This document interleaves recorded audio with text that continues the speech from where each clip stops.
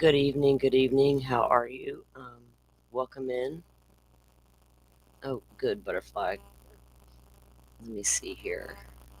Oh, I got my tiny screen going on. Hello, hello. Can you hear me? Yes, I can. Hello. Can you hear me? I can. Look, the Okay. white surrounds our avatars instead of black now. I don't know why that happened. Hmm. I was messing around here earlier. I probably did something. Hello, Forrest. I saw you earlier in a stream. I hope you come back and gonna catch it on the rewatch. That's cool. Thank you. Thanks for stopping in. We'll give it a few minutes and let notifications get out there and see what happens here. Yeah. So, So how are how you is it? doing? I'm doing pretty good. It's been quiet around here today. There's nobody here today at all but me. Still that way. Wow. So they'll be coming in soon. But it's been nice. Yeah, those Forced days are into nice. vacation day. Right. I love those days. Yeah, this morning was pretty productive. They got the wheels turning on all the insurance stuff. So um, get that going. Hopefully, I'll get some answers this week on that. How was your day? Can you hear me? Did I lose you or did you lose me? Now, can you hear me now? Yeah. Okay. Okay. It was okay. Just busy at work. I went to bed too late last night, so I was paying for it today. Oh. I can't get by on 3 hours of sleep anymore. Oh goodness. Yeah. I was bad about that for years and years. I still have my moments. I try to not to do it, but yeah, it is what it is. I do better now than I used to. Mm, I get tired yeah. late in the day. It's like I need a 5 minute nap. Like leave me alone. Yeah. Let me Definitely. recover for what I call round two, around three, that afternoon evening rush of busyness. Yeah. But yeah, today's been a nice day, relaxing. So, and I've had That's good good. weather. It's been like not much humidity, which is saying a lot for Florida.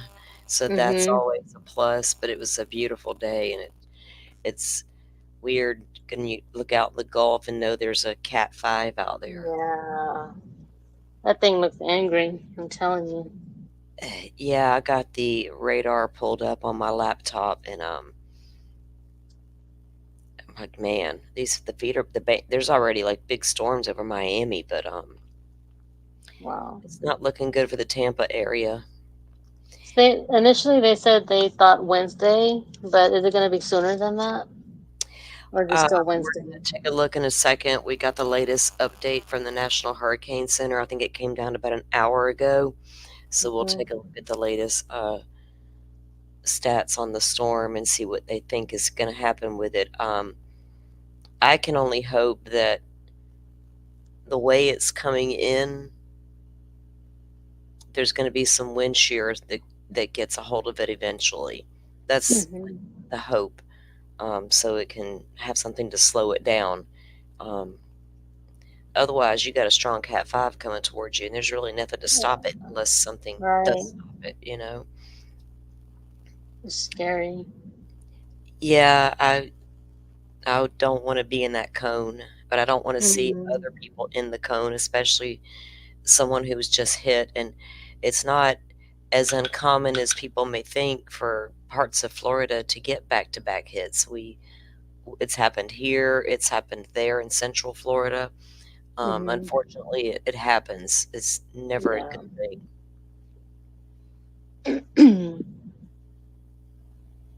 Those That's barrier what. islands took a beating already, you know what I mean? And now it's coming Yeah. back for more. So Yeah. So are people evacuating starting today, or had they already started? they need You to know. start today because they're calling for more aggressive evacuations, from Hmm. what I understand. Um, if it comes in like forecasts, if it stays this strong, that storm Hmm. surge is not playing. And then you think Right. about everything all the debris that's already piled up and all the things. the water and debris can get pretty far inland. So I think they were Right. calling for evacuations even further inland than normal. But it's still one of those things. Where do you go? Mhm. You're probably tapped out a little bit already because you just had a major storm come through, and you probably haven't had, Right.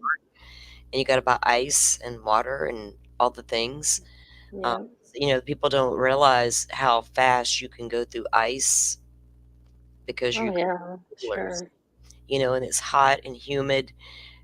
Ice can go pretty quick unless you can do everything you can, get it in the shade, keep it that way, keep the lid closed, and go. Don't go in it off often.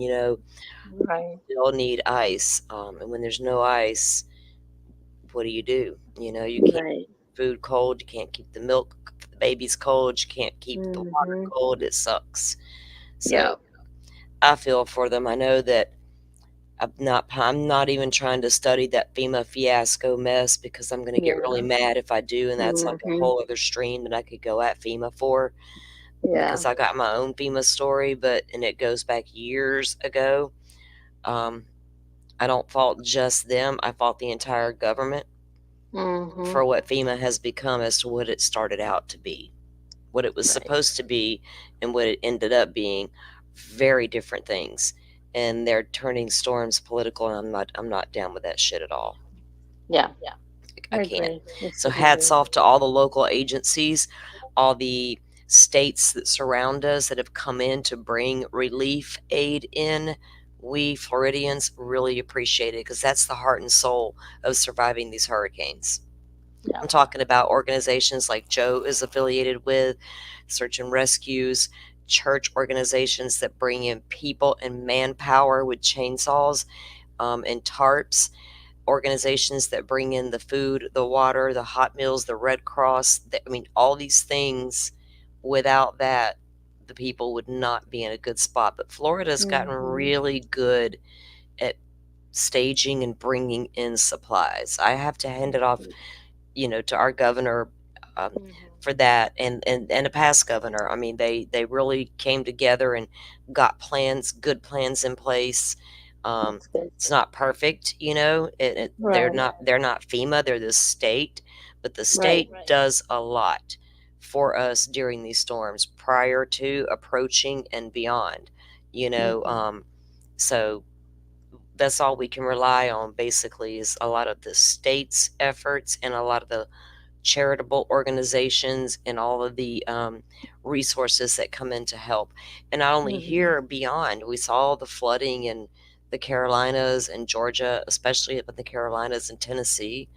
Oh my Right. goodness, it was horrendous, and I know. it took it took a few days, but my sister was finally able to reach one of our friends in Unicoi, which is where the hospital was, where everybody was on the roof that had to get rescued. There's a plant Mhm. there, a nuclear power plant is like Oh that, or wow. the railroad is what you work for, right? And Mhm. but the plant flooded and it was filled with mud. And I think that there was 3 people swept away, and they have been Mhm. unaccounted for still. But um, So, nobody we know personally is missing, or but well, there's that's a good. lot of still all people Yeah. who are trying to reach out to family and friends. It's hard when you can't reach them and you want to just hear their voice and know they're okay. Mhm. So, Exactly. I'm hearing a Ham, little yeah, echo. a little bit of an echo. It might be Mhm. me. Let me turn my mic down just a little bit. I think I got it up. And I don't know if you want to check Discord because I think Joe said he can come up. I I dropped the link. Let me go see. Where's he at? Discord. Oh, okay.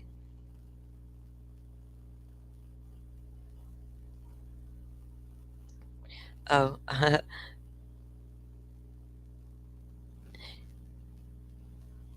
yes, Joe. Come on. The link is right there, right above your comment. You grab it. Joe's going to join us, guys. We're going to go over some Delphi stuff leading up to the trial. It's going to start here soon. Um, October 14th is the trial date. Same day Sarah Boone's kicks off. Um, Jury trial for Richard Allen will start. there's a lot of things we all know. Most of us who have followed the case know there's been so much that Hmm. went on with the case. The I don't like to call it drama, but I'm like the third Yeah. party defense stuff that's been talked about. All kinds of different things. Other suspects that were looked at and cleared allegedly, and outside of the obvious ones for the Odonism stuff. There were a couple others that we're going to take a look at here in a little bit Hi, too. Joe. Yeah, welcome in, Joe. Um, Hi, good evening. how are you and how's your day been? I am almost exhausted, but it's been a busy day, but a very productive day. We're getting the groundwork laid for Milton. So thank you for Good. asking. Thank you for having me. I need a little break from the whole hurricane thing just for a Oh, little good. bit. Oh, well, we appreciate the efforts that you guys do. You want, for those that may not know, you can tell a little bit about what it is you're doing, if you don't mind. Yeah, not at all. Florida Search and Rescue. I'm actually the president of Florida Search and Rescue, which is a nonprofit, all volunteer organization that was formed in 2017 during Hurricane Irma. And what we do is we fill in where government agencies and local agencies have a hard time meeting all of the needs during a disaster. And primarily, we do emergency management. In other words, we take calls from people and we direct them to resources, but we also can allocate our own resources for disaster response. So right now is actually our second busiest time. Obviously, right after landfall is the busiest time, but we have a lot of preparation to do right now in anticipation of how Milton may affect Florida. We're getting our team together, calling up old volunteers, enacting new volunteers, getting them in our system. So if you have any desire to help, this is actually something that's unique to modern day search and rescue and crowdsource organizations. Is you can help from anywhere in the world where you have internet access, because we do a lot of, say, dispatching. So uh, we monitor social media content, and we have a Zello channel that people can call in for help on. And if you want to help, you can help from anywhere in the world that has internet access, that can download the Zello app, the Slack app, um, things like that. And we put all of those people and all those resources together just to help people through and to bridge the gap between government agencies and where resources are lacking or they get overwhelmed. And honestly, for this one, this may be a really bad mix of Helene. So the state of Florida actually responded amazingly well to Helene, but then the hurricane kept going north and affected West Tennessee and, as we all know, North Carolina. And North Carolina demanded a lot of resources, and there are actually National Guard units from the state of Florida that got activated to go respond to North Carolina. And so a lot of government resources, FEMA resources, state resources, got allocated to North Carolina to help those people, and are still helping those people. So if Milton really is as bad as it could be, there are going to be a lot of there's going to be a lot of need for a lot of help from volunteer organizations, and we're just trying to prepare for that.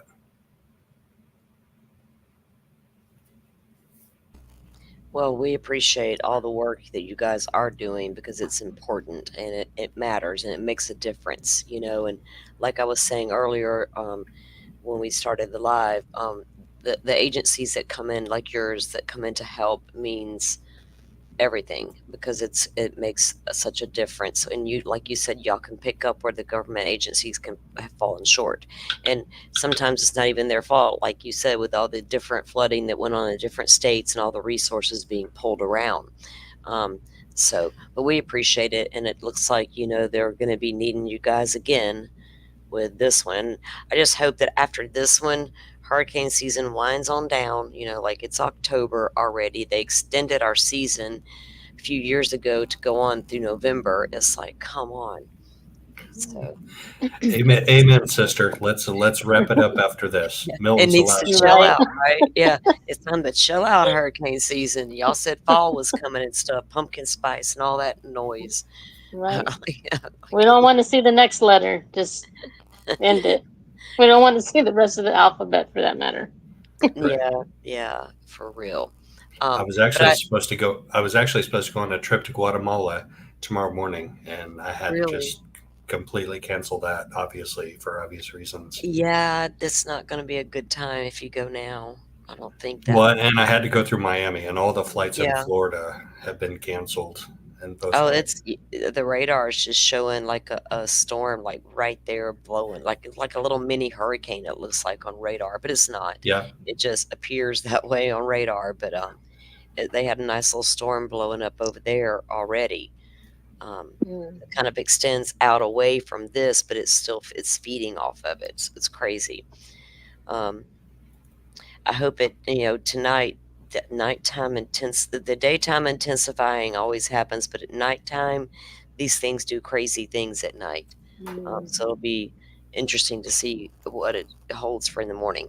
But I am going to, for those who want an update or need the update, because I didn't watch this full update from I think it was 2 hours ago, was the last update from the Hurricane Center. After we watch that, we'll move on to the show, um, just to give everybody a quick update on it. Uh, it might I be in dropped the a link. I know it's not a real link because I'm not a mod, but I dropped a link to Florida Search and Rescue's Facebook page if anybody wants to be involved in that. Thank you for that. Yes, Mm. I follow the Facebook page. So you guys do that if you get a chance. Can you And drop it in also, Discord? If yeah, I'll do that absolutely. yeah, And then she'll And then I grab also, can it. drop it. Yeah, she'll Yeah. grab it and link it. yep, gotcha. And also, we have a Zello channel as well, Florida Search and Rescue, with the same logo that's on our Facebook page. So if somebody is actually in need of real help, and unfortunately during disasters, you get a lot of crank callers and people who are just looking for attention. But if Mm. you have actual search and rescue needs in a disaster, you can put those on our Zello channel, and we'll route you to the proper resources. Or if we have our own resources available, obviously dispatch those. Oh, that's good information to have. Now, what is it again? What Zillow? Zello, Zello. It's almost like a walkie-talkie app for your Okay. smartphone, and if you subscribe to certain channels, then you can drop in on those channels and communicate with personnel within those organizations. Oh, wow. Okay. And they can reach out on on that app. Yes, on Zello. Yes. Okay, You can actually awesome. drop in. You can actually drop in either a text message, or there's like a little button on there that's like a walkie-talkie push-to-talk button, and you can Hmm. push that, and you can leave a voice message also on that channel. Well, we'll Oh have to wow. link some information on that onto the community page, on the channel's community page, post, a tab, whatever they want to call it these days. It was the community tab. I believe it's changed now. Um, she'll grab the links that you're and she'll drop those here in Discord in Discord on the stream in the comments for us, and then we'll get the information on the app put out there. Um, I'm going to hit play on this, and this is from the National Hurricane Center, and it is their last update. I think their next one is at 11 p.m. I think is their next update, but I'll go ahead and get this started. Let's see. Let me know if you guys can hear it. If you're just tuning in, haven't seen the information that has played out today, let me just bring you up to speed. Milton has Can you hear that okay? Yes. Okay. Mm-hmm. undergone a rapid intensification period all day today, and is unfortunately now a Category 5 hurricane on the Saffir-Simpson scale. So let's look at the current statistics. Maximum wind speeds of 180 miles per hour. Pressure down to 905 millibars, movement to the east at 10. And The question everybody wants to know is where will Milton go and what sort of impacts it will bring. Generally going to continue moving to the east overnight tonight, and then gradually turn towards the northeast on Tuesday, and approach the Florida Peninsula on Wednesday. Here you can see just offshore the Florida Peninsula, 1 p.m. Wednesday, with max winds of 145 miles per hour. It's then going to move somewhere across the Florida Peninsula, potentially staying a hurricane during its entire trek across the Florida Peninsula and emerge out in the western Atlantic. Now, we've got a lot of changes with this particular advisory, so I'm sort of zoom in here so we can unpack this map for you. So all these colors here are conveying what sort of impacts that you might experience in your community. The cone doesn't tell you that, so let's not focus too much there. Let's focus on this. So the yellow area here is a tropical storm watch, means tropical storm conditions are possible. And look, they extend all the way down now into southeastern Florida, including Miami-Dade and Broward County. The red area here is a hurricane warning. So the warning is different from the watch because it is saying conditions are expected. So what does that mean if you're in this hurricane warning area? So let's zoom in and look closely at some of the towns. Tampa, Cape Coral, Orlando, basically the entire I-4 corridor. You need to be preparing for hurricane conditions. So no more waiting and looking. You need to be securing your home, making sure this is the time to put up your shutters. If you're going to do that, if you're going to leave or evacuate the area, this is the time to do that, because this means that conditions are expected generally within 36 hours. Then on the East Coast here, the Treasure Coast, you're under a hurricane watch. Portions of this area could be upgraded to a warning at a later time. So you need to be paying attention and stay tuned often, and that includes Jacksonville and Palm Bay. And then finally, you got a tropical storm warning is the blue area here. This area down here is a hurricane watch and a tropical storm warning. But the take-home message is if you're in this red area, you need to be in action mode. You need to be taking action to protect your house, to protect your family. Now, it's not just going to be a wind threat. Let's look at the storm surge threat too. I think most people know now the Florida West Coast is incredibly susceptible to storm surge, and that's why there is a storm surge warning now in effect from basically Flamingo down here in Florida, Everglades National Park, all the way up to just north of Cedar Key. That includes Cape Coral, Tampa Bay, Fort Myers, Sarasota. Why is it under a storm surge warning? Because let's look at this, the peak storm surge forecast. Now, the purple is going to jump off the map here, and it should. Somewhere in this purple area, not everywhere, somewhere in this purple area, we are predicting 10 to 15 feet of storm surge. Put that in perspective, I'm 6 feet tall. That's more than 2 of me high. And if this is realized, that is more surge than was experienced during Helene. So to sort of put that in perspective. On each side of the purple area, including the Cape Coral area, let's see if we can get this one, 6 to 10 feet of storm surge. Still incredibly high storm surge amounts, very impactful. And then even to the north, 5 to 10 feet of storm surge.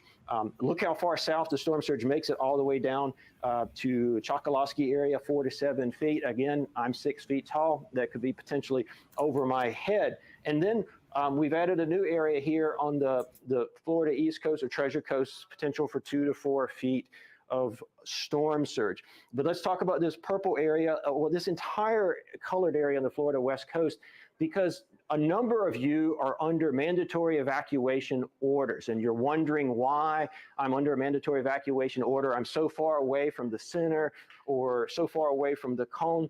The evacuation orders are often based off this storm surge forecast. And because we expect Milton to grow in size before it makes landfall, it's going to spread the wind and storm surge impacts well away from the center. So let's not focus so much on where the center may or may not track, because when it comes to what impacts you may feel, that can be incredibly misleading. Now we'll end with one more hazard here, the rainfall. So the rainfall threat, this is the excessive rainfall graphic, which tells you where flooding from rain could occur. So anywhere in this red area, you need to be on high alert for flash flooding potential even before the hurricane makes landfall, and that includes southeastern portions or Metro Miami-Dade portion. So basically, all hazards are in play here. A multi-hazard event, you really have to be thinking about significant, widespread power outages for days where the Milton crosses the Florida Peninsula.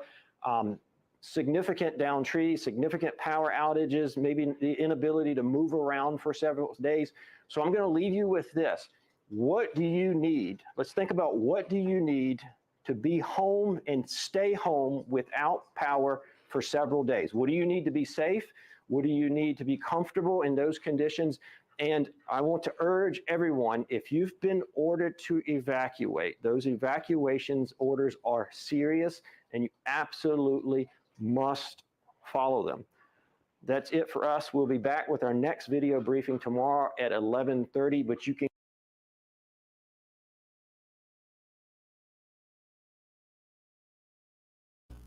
Okay, let me get that off of there. Look, I got my StreamYard is like so tiny. There we go. Yeah, I would second what he said. If you're under mandatory evacuations, you shouldn't be in your Yeah, original area right now. And if you're not under mandatory, but if it looks like the storm may affect your area, which is almost the entire state of Florida at this point, you should consider getting out now. Nighttime is actually the best time to evacuate because most people just want to go to bed right now. So if you yeah. can evacuate, if you think you might be affected, which is almost the entire state except for the panhandle, then it might not be a bad idea to get out right now. I mean, No, I recommend it as well because leaving last minute is never a good idea. You're probably going to get stuck in traffic.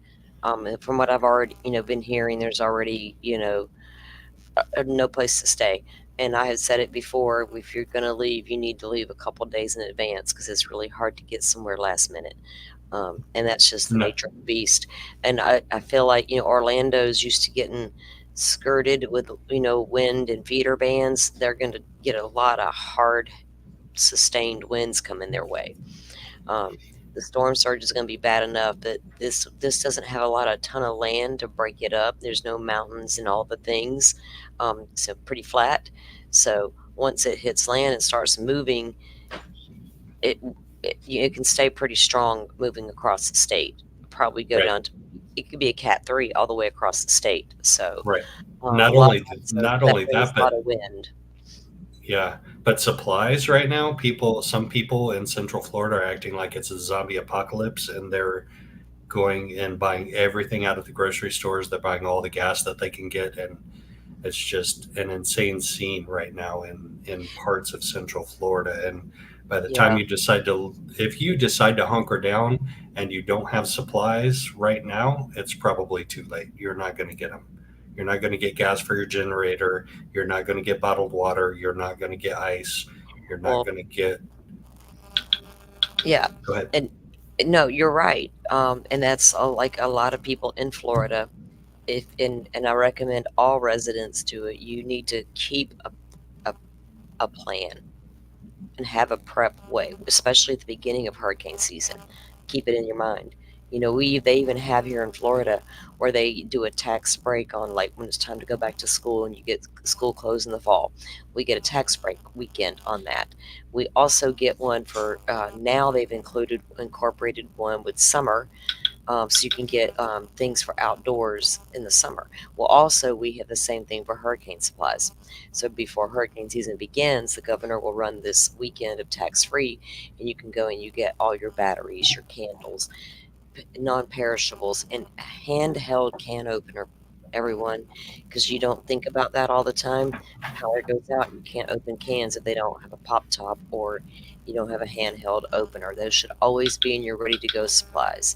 There's a lot of things you can keep um, stored and ready, right? And then you get when ones could be approaching your area days out, like we know now.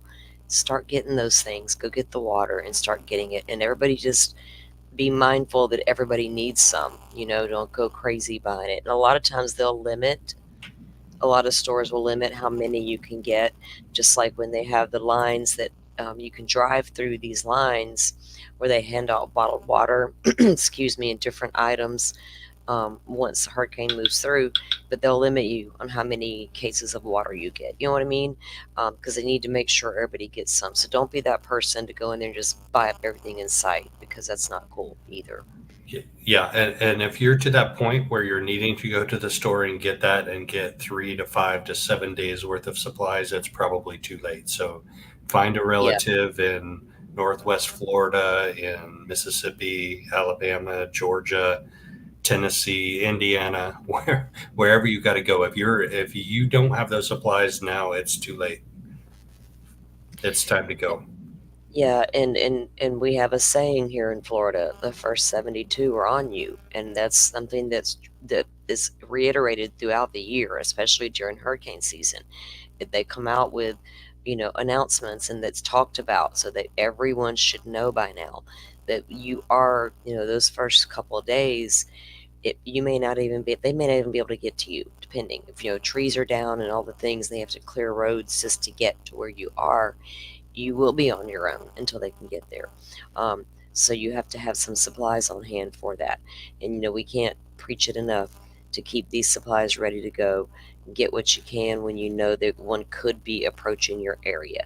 You don't have to get for 2 weeks. You can if you want, but I would buy that over time. There's a lot of different things you can buy and store up in your home, like Pop Tarts, all kinds of things, tuna fish, bread. Get your bread later. But there's just all kind of things we do here in Florida to stay prepared, get prepared, and ride these things out. Because not everyone can pick up and leave. It costs gas to drive from Orlando to Florida Panhandle to the state line of Alabama. Um, there's going to be people who can't do that. So the best thing I can tell you to do is get to your nearest shelter, away from the water, away from the low-lying areas, out of the mobile homes, out of the older homes that may not be up to code if you feel unsafe in it. If you're in an old home with a big tree and you know that tree rock and rolls during storms, and you get out of there. You know, we have too many incidents of the trees falling onto the homes during storms, and that's a big thing here. There's all kind of things. I'm not going to be that Floridian to tell you to leave, because I know it's not possible for everyone to leave, but it is possible to get off the coast. It is possible to get to a secure shelter, even a medical shelter. You can take your devices with you. There are, I don't know about Central Florida. You should have already checked by now, but you can take pets to some places. Some you can leave in your car. I mean, it all depends. So yeah, there's a lot of things you can do to get proactive, and I think we need to be there and educate people to be just that. Because you have to be able to self-sustain for a few minutes, a couple days, until help can get there. All the resources can come, and right now, resources are tapped out, and it's a dangerous situation again occurring. But you know, life in the United States, we all have our crazy weathers. It could be a massive tornado outbreak, it could be a severe earthquake, it could be, the raging wildfires. Here it's hurricanes. So everybody just hunker down and do the best you can. Hunker down or get out. Get out if you can get out, if you can do it. If you can do it financially and you have a place to go, I would do it and come Yeah, back so later. I will tell you this, which is a very cautionary tale for me. My sister works for FEMA, and she lives on the east coast of Florida. And she, in all of my time of knowing her living in Florida, which is an extended time, she has never evacuated. She is evacuating now. She's going up to Georgia to be with family for this. So that's a cautionary tale. Oh This wow. is this is a serious storm. Yeah, Or it has serious potential. Well, let's say that. well, it does, because there's not a lot of land mass for it to go over. If it does come ashore as a Cat 5, I'll be shocked if it goes below a Cat 3 as it crosses over. We've seen that happen. With storms that drop back down from a Cat 5 to a 3, hit land and still be a 3 when it comes off the other side into the Atlantic. Um, Not many, the Atlantic storms, for some reason, they get pulled upward toward the Carolinas more than they do toward Florida, except for Andrew. He was way low. He wasn't really a Atlantic storm. But when you get that low and you come in through the Gulf and these things, that's when Central Florida and the East Coast can get it because it's going to cross over them. By the time it gets there, will it be as strong as it was when it hit Tampa? No, but it's still going to be a powerful storm. Um, but like I said, all you can do is if you can afford it and you have the means, then leave. If not, get to your nearest shelter because that's really all you can do. Um, and it's not the wrong decision to go to the shelter if you can't, afford to leave. And who wants to go that far from home? You want to be able to get back and check on things. And people can say, oh, all they want. But if it was you, I promise you, you're gonna want to get back home and check on your property because that's all your lot. That's all your things, and it's no fun to sit there and look at a pile of rubble and trying to find all your stuff in the dirt, buried in the whatever beach Yeah, sand. It's a absolutely. big deal. So, I mean, there's a lot of thought that goes into it. People don't just stay um, because they're being daredevilish. I think they stay out of necessity sometimes. But I would recommend if you can't, leave, get to shelters if you're in a bad situation. Right. I think my friend that works for Florida Power and Light and lives in the Orlando area had the right idea. He sent Hmm. his family, his wife and his children, out of town in their motorhome way up north and up into almost Georgia. And he's staying behind, but just him. He sent everybody else out of town. And he works for Florida Power and Light, so he kind of has to be Oh available yeah, for disaster response, but he's very yeah, concerned with this storm too. yeah, and a lot of people that do have to be there for work related, they the last thing they want to do is worry about their families because they're required to be out there, right? They're staging and they'll be getting ready to go in as soon as the all clear is given to start trying to get power restored if they can. And so the ones that have to stay, law enforcement, first responders, all of to have to worry about your personal family and home at the same time while you're out here doing this massive job, it can be very trying, I'm sure. So for those who have the means, cheers to you. Get the heck out. If you can't get out, get to a shelter. Right. And here's a side note. This is related to the company that my son works for, and I'm not going to mention any names. But if you are telling your employees that Thursday and Friday you are going to be operating in full, and this is not for any type of a utility or any type of an agency. This is just a private company that does private projects that can be done next week, that can be done in 2 weeks, that can be done in 3 weeks. If you're telling your employees, we're not giving you any time off, we're not closing the shop, we're going to operate in full hours completely through the storm because we don't think it's going to be that bad. So you're going to have to use your own PTO if you decide to not be if you decide to not come to work, we're going to dock your PTO for it. Shame on you. Shame on you for that. That's ridiculous. You're Didn't Yeah. that actually happen already? And some people yes. died. Yes, you're actually literally putting people's lives at risk to make a buck. That's I shameful. It's agree. ridiculous. Very much so. I And that's mean, happening. That's going on. I saw the memo. really, Yeah. that's They say if you feel at risk at all, then you can stay at home and you can work from home. And if your power goes out, then we're going to dock your PTO. Really? So if my power goes out, then I wasn't at risk? It makes no sense. It's just Right. people trying to make a buck. It's I'd be it's like, mm, sad. you can dock it, and then you'll hear from my lawyer. right? Ridiculous. Um, I was reading something. It's crazy. I can't. They need to settle down. I don't even want to get started on stuff like that. I mean, it made myself so mad. Yeah, exactly. So Butterfly got the link down in the chat for the Zello.com, which Joe spoke about a little while ago, the app that acts as a walkie-talkie. So Yes, if you're give in it. Florida, go ahead, Joe, and tell them what to do there. They can download it and then be able to reach out from there. Yeah, so once you download the app, there's a little channel. You go to channel search, and there's a little plus button in the top right of the screen. You hit that plus button, and you do a search for Florida Search and Rescue. And the channels that come up, there will be a logo that looks like our logo, and you add that to your channels.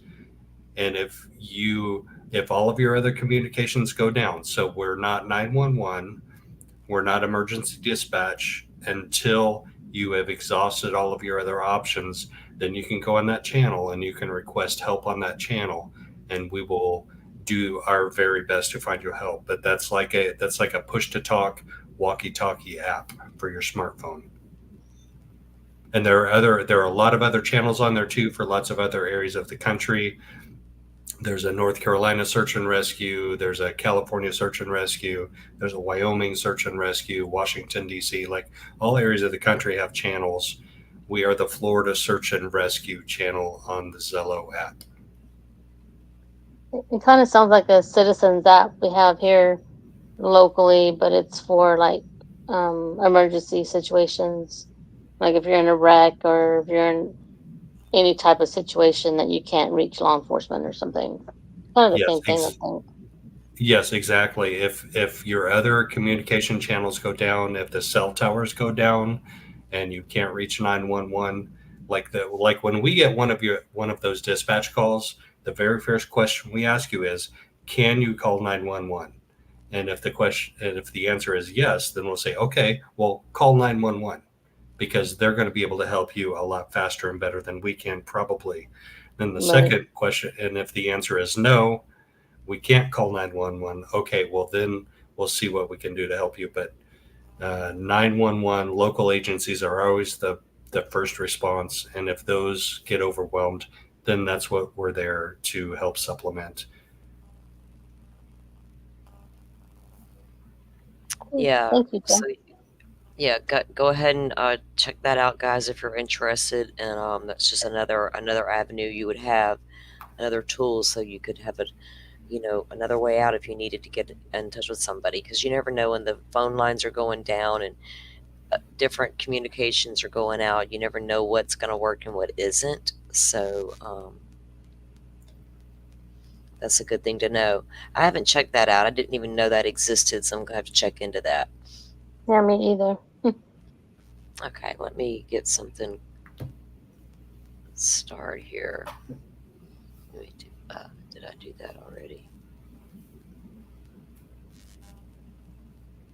Oh, I guess I did. Okay, so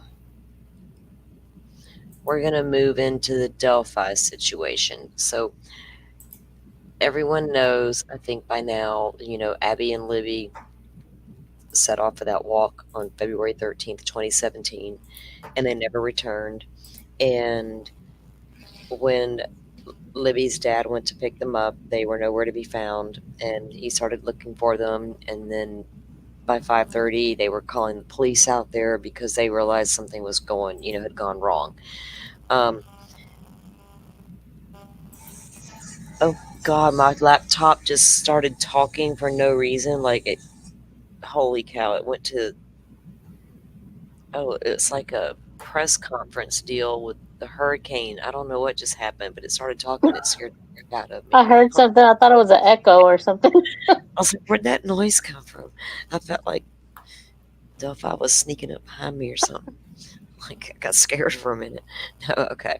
Um, so there were a few people looked into, in between that first week alone, and there were more looked into as time progressed. And then 5 years later, they finally have an arrest. Now, 2 years later, here we are. So a lot has happened in the 2 years with Richard Allen with the case. It's not been done in the light, I guess you could say, because there's been so much hidden from the public. It continues to be hidden. And I say that meaning not like a gag order is in place and we don't know nothing. I mean hidden, like the defendant himself tucked away in prison from the beginning. Um, Documents being filed, put in, taken out, put in, taken out, some sealed, some not. Having to go in battle to get PCAs unsealed.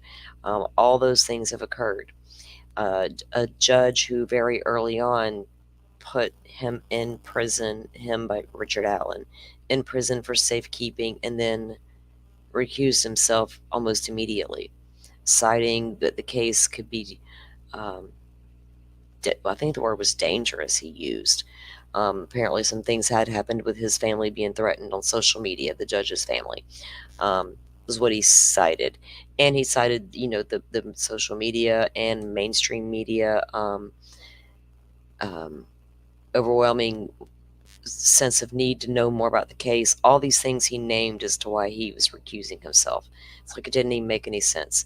So then we get a new judge assigned, and then he has this team of lawyers in place, and we finally start getting some movement in the case with documents being filed and the attorneys doing their jobs, and the judge starts denying everything they asked for.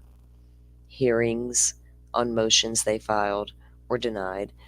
She might have let a few come through, but once they did, she probably did not, she would deny those once she heard the motions. She has given them a few things here and there, but not a lot.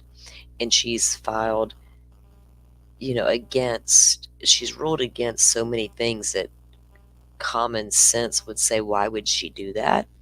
To the point where they ended up going to the Supreme Court and getting them involved.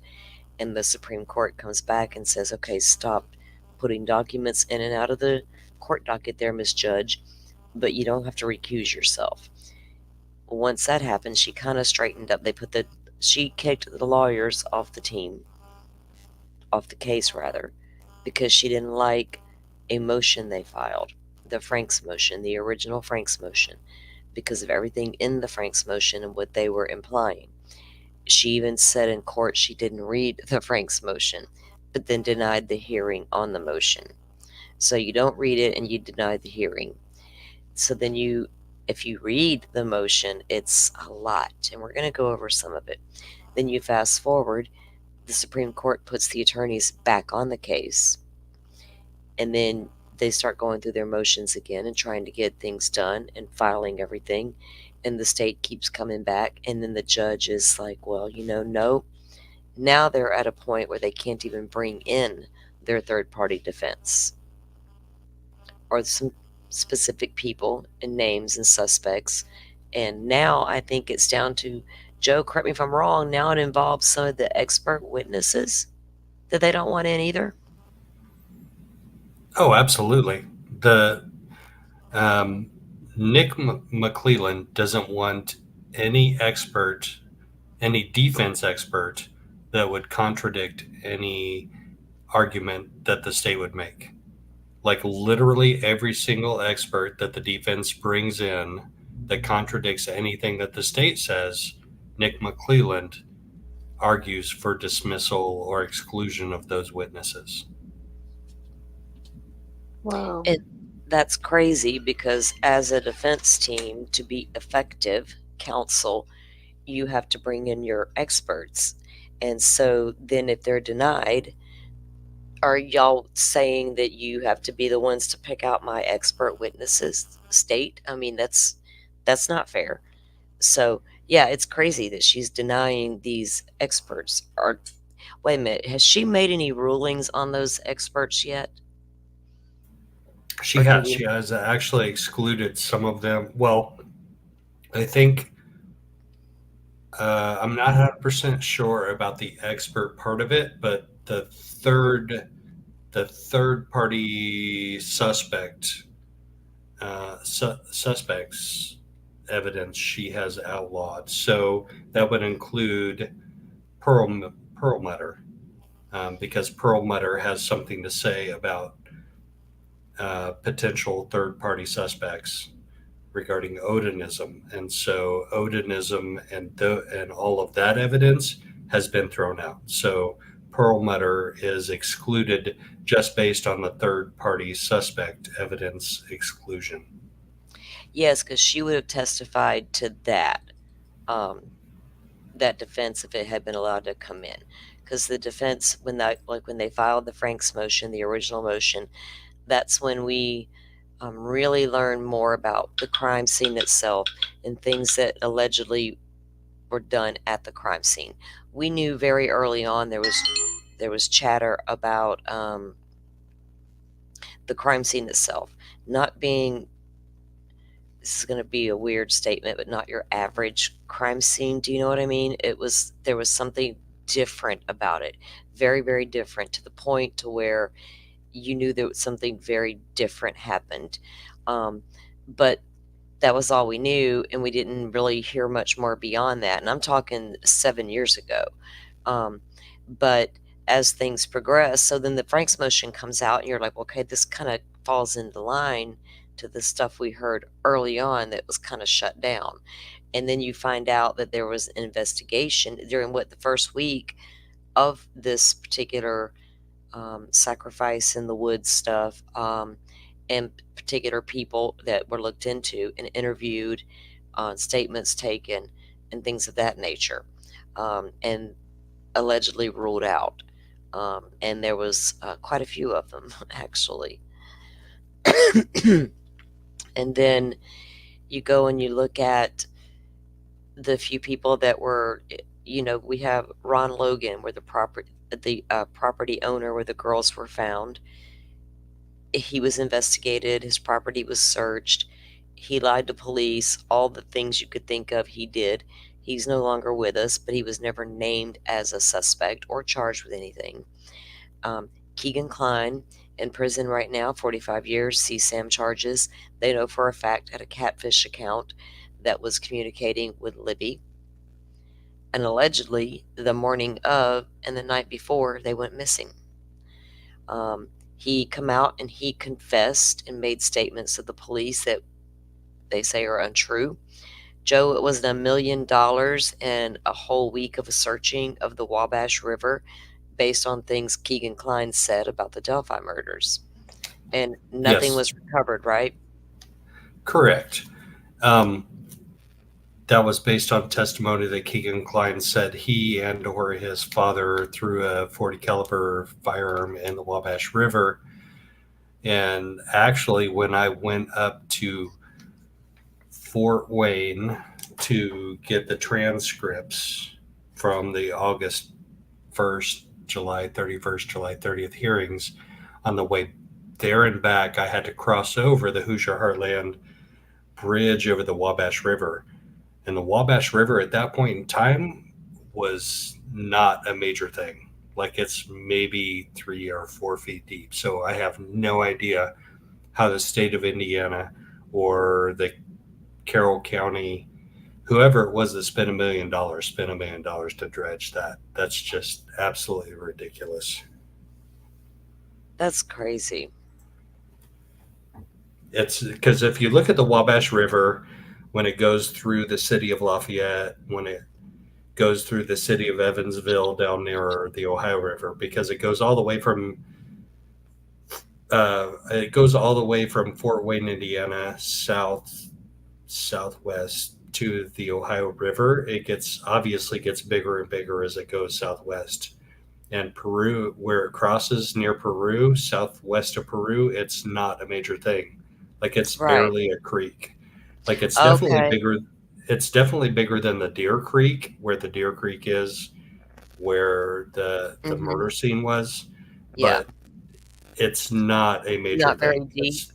No, it's not very deep. It's not very wide, except obviously in flood situations and high water Yeah. situations. But when Yeah. I crossed it on August 23rd, it was not a major thing. It was like maybe 15 feet wide, maybe 3 or 4 feet deep. I have no idea how you spend $1 million searching that. It's crazy. It is crazy. And you think about all the things they're going to tell you, all the cost of putting the divers in and all that. But like $1 million, that was a lot of money based on a confession or key things told to you by a alleged non-suspect for you to go and do that. And then I go back to thinking about what Klein's one of his statements was, and I have it saved somewhere, but not for tonight's show, where I think he's doing an interview with a particular podcast, but he's on the phone and he says, what I think he was still in the county jail, was before he was sentenced to the prison. So anyway, when I get to prison, I'll have a lot more to say about Delphi, as if he knows more. And that irritated me because I'm like, dude, if you know more, you might as well go ahead and spill the beans now. You're going to be doing your 45 years and you know it. Why wait? If you know anything, that makes no sense to wait, especially if it could have helped you reduce your sentence. No, I don't believe anything you say, you know. Um, you have to, I don't know, that whole connection with Klein to Libby and her phone, and was that just one big ass coincidence? Or, it I makes don't. you I don't. wonder. I just. I have doubts in the back of my mind about that being a coincidence, and Yeah, about that maybe or maybe not being related to Richard Allen, and was Richard Allen involved in some type of a pedo ring. I don't know one way or the other on that. We yeah, don't have solid evidence one way or the other of that, and we may never know one way or the yeah. other because of. Right, and there's people have tried to look into Keegan and Rick Allen for like a connection. Nothing. Nobody's been able to turn up anything as far as them knowing each Well, other. that's not 100% true. Oh, really? They haven't been able to solidify it 100%. There have been like 50 people that have said they lived near each other in a town in Was northeast it Indiana. Mexico? It could have Yeah, been, yes. That's yeah. correct. Yes. Keegan's. So Rick Allen's mother, I believe, where Rick Allen grew up, or because it wasn't in Peru, it might because I know Rick grew up in Mexico, I believe. So they lived near each other at some point. But whether or not people have really looked into, is there like, do you know how the people who were investigated for the Odinist stuff, the other suspects, they absolutely have ties to all the things that were talked about in that investigation. Um, it turns up on their social media. They admittedly openly talk about the things, but when people have tried to look at there's no connection between Richard Allen and any Odinism that anyone's been able to make yet. Um, Even with Klein and Allen, there was like nothing yet, not even in court documents that we've seen where there's communication between the two accounts. But I'm with you. Did Just because there's nothing there doesn't mean Rick Allen didn't know Keegan Klein. And Well, Keegan just because there's nothing Klein's provable. So here's the right, thing. It's just like all the Odinism suspects right. when in court, Nick McClelland on cross would say, were you ever able to positively, absentatively, and he didn't say absentatively, I'm putting absentatively in there, but did you ever absentatively connect Brad Holder to the murders of Abby and Libby? And of course, the witness had to say no because they never were able to definitively prove that connection between any of the Odinism suspects and the murders. But he would extend that to that means they couldn't have been involved. So it's a stretch between we couldn't prove they were involved to we prove they were excluded. Those aren't the same things. Just because you couldn't prove they were involved doesn't mean that you proved that they were excluded. Right. And that to me is a major distinction between what Nick McClelland is arguing and what the defense is trying to argue for third-party suspects. Just because you couldn't prove they were involved doesn't mean you proved that they weren't involved.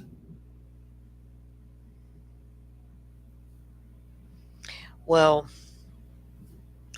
and it's crazy because one of the three investigators that were investigating the Odonism angle was arrested. So Todd Click was scheduled, or the defense had planned to call Todd Click, am I correct, as one of their witnesses? Yeah. Yeah. Oh, hang on. I'm sorry. I was typing something at the same time. Yeah, I think the document went out today that wasn't it the defense that. Yeah, we had. Let me look real quick. Didn't you? We were looking. It's in at that Discord. earlier. Yeah. Uh-oh. I don't know what that was. Eee. My finger went crazy.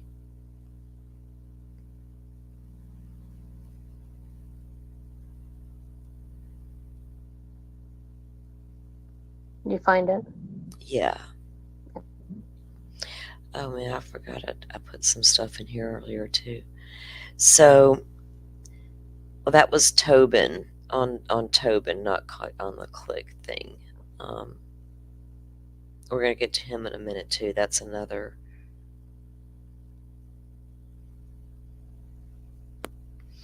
Okay, so I have this piece here. We're gonna check this out. Did Joe fall off, or is he still with us?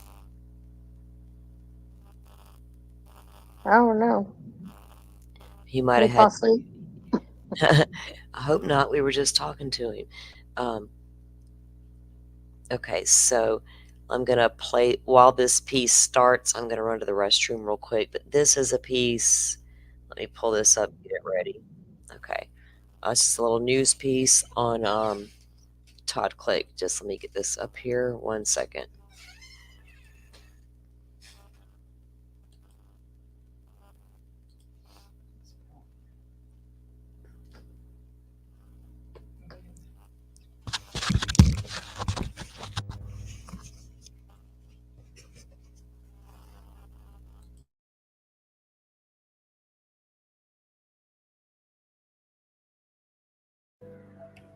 We are now just 1 week away from the start of the Delphi murders trial. And jury selection begins next Monday. It comes 7.5 years after someone killed Abby Williams and Libby German in Carroll County. Richard Allen is the man accused of killing both teens. He's been locked up for 2 years now, waiting for this, his day in court. And now a possible key witness for the defense is facing his own legal troubles. Todd Click is a former Rushville police officer. He was part of the Delphi investigation. And now he's facing felony misconduct charges related to his work as a Department of Child Services case manager. Investigators say he lied about visiting victims and families and forged signatures on paperwork. Now, in the Delphi case, Click has repeatedly said he and 2 other investigators strongly believed at least 3 people were involved in the murders. It's unclear what, if any, new impact that this new case is going to have on the defense plans as they count down to the trial. We'll keep you updated. Well, certainly a lot has happened in the 7 years since the girl's disappearance. That happened on that February day. And then the arrest of Richard Allen. That was 2 years ago. Friday at 6:30 p.m. on WTHR Plus, our Delphi Murder Special will catch you up on the major moments in the case that's ahead of the trial. And frankly, to ensure that good trumps evil. And it will. You're going to hear more in just a minute about what we know. Do not discount the voice that you'll hear. We will stay committed. Okay, sorry about that. I had to answer a question I was being asked. Let that play right on through. So, Click was supposed to Let me get to that document real quick. We have, let me get this off the screen. Let me get my documents pulled up real quick.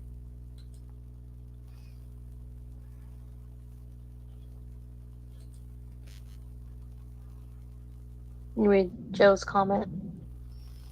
Uh-oh. Uh-oh, no. Let me get this thing out of the way.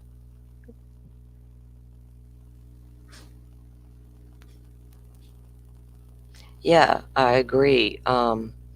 Because it was okay. So after Nick McClellan had filed notice to get Todd Click's training records because he thought he had a Brady Giglio violation, or they would find one. Like I have that document. Let me pull it up. So then after that was filed, where did they start an investigation, right, Joe? And now we have the man's arrested, and I have we have the hang on, I got the affidavit for that, his arrest. Let me pull that up and read it. Oh, right here. So I'm just gonna read this. I'm sorry, I'm reading the comments as well. Yeah, we're gonna get to some Doug Carter stuff. Okay, so the affidavit for probable cause is they received the training relating to the enforcement of Indiana law, including the following: Indiana Police 42nd Recruit Academy. So we go on to the main part here. Click was employed by the DCS as a FCM assigned to the Ripley County office from July 9th of 2023 through March of 2024. So that's recent, when he resigned. Now, this was after all of his law career and all the things, so this is just recent stuff. Click's role was an assessment worker. DCS policy describes the term assessment. An assessment of alleged child abuse and or neglect, comprehensive process, and is complete to ensure safety of well-being. They just describe what his job is. So during my investigation, I found evidence that Click falsified at least 10 entries and forged the signature of parents, caregivers on at least 7 DCF's forms requiring the assessment of process. So they are accusing him of falsifying reports and forging the signatures of some of the parents involved in these DCF cases. I believe that Click knowingly or intentionally falsified child abuse or neglect information, records committing the crime of obstructing a child abuse investigation. One family, they reported in 12/24 of 23 at 11 a.m. Click reported that he made a visit to MB's home in Batesville but did not find anyone home. Click said he called MB on the telephone and was told by MB that she was on the way to Ohio for a family Christmas. MB said after the domestic violence event on 12/23/23, she went to her mother's home in Indiana until February 24.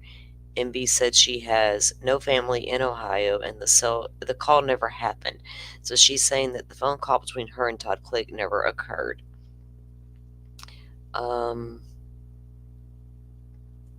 Click reported that he had made a video FaceTime call with MB and saw her children and HS, and they appeared healthy.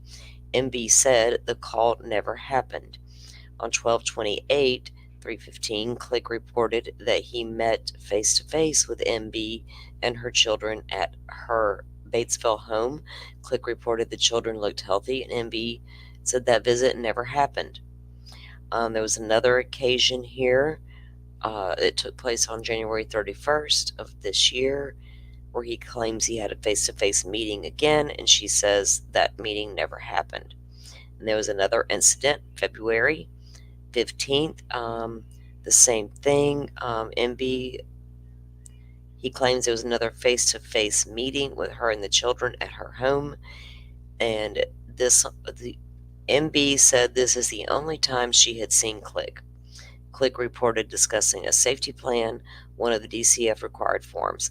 So it wasn't until February that she claims that she actually saw the man, after a year, or no, 3 months of him investigating her. Then there's another family that said the same thing, basically, that he claimed he had a face-to-face meeting with them at their home, and they said that never occurred.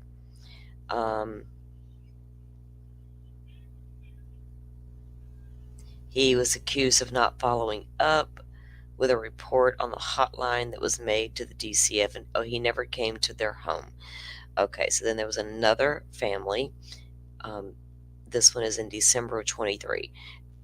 Click reported that he had face-to-face with CW and MWSW at their Osgood home.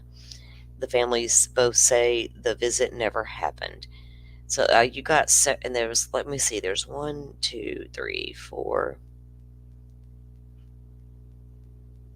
5.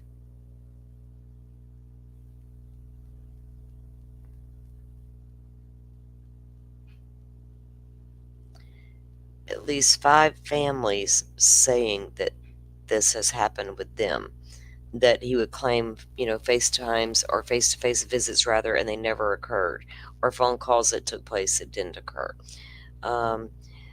Click submitted to DCS a tribal membership form required by DCS and reportedly signed by CW. This date corresponds with a home visit at 4:30, but CW and MW said the visit never happened. So there's like multiple families listed in that.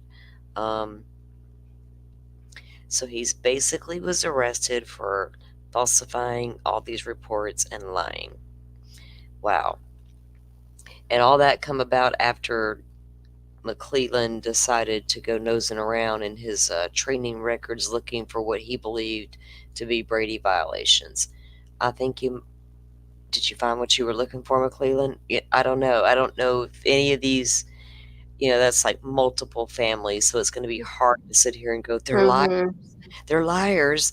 Right. Could people be persuaded to do things? Yes, but multiple people? I don't know. Yeah. It just seems very convenient and very, right? Very convenient. Let's see.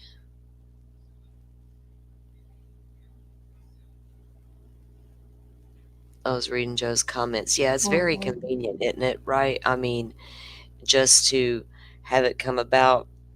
He was released on his own recognizances. I do know that. We'll have to see what plays out over there with those charges. I don't know how that will affect things with Delphi. What it does do is cast doubt on the witness of Click. They've tried in the past to discredit him before, right?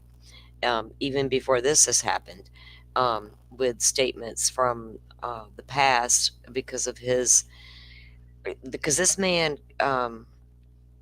once the investigation was going strong, and I can't remember if it was recent, like a year ago. I've got the statement on that as well. Let me find that real quick too.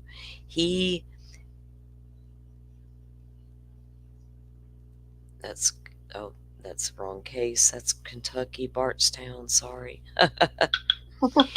So during the investigation of Abby and Libby, and Richard Allen, Todd Click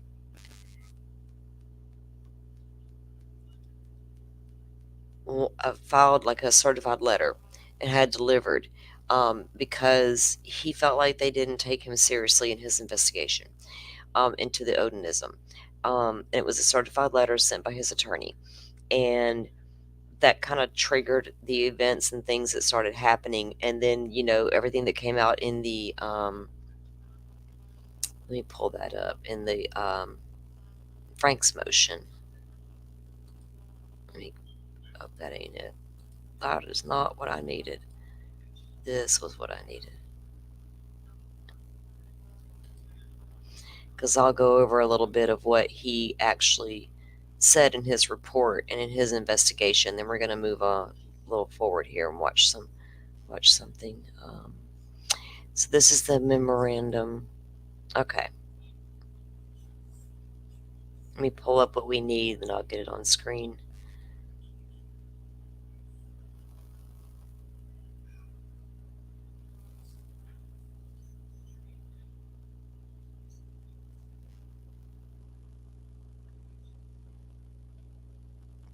All right.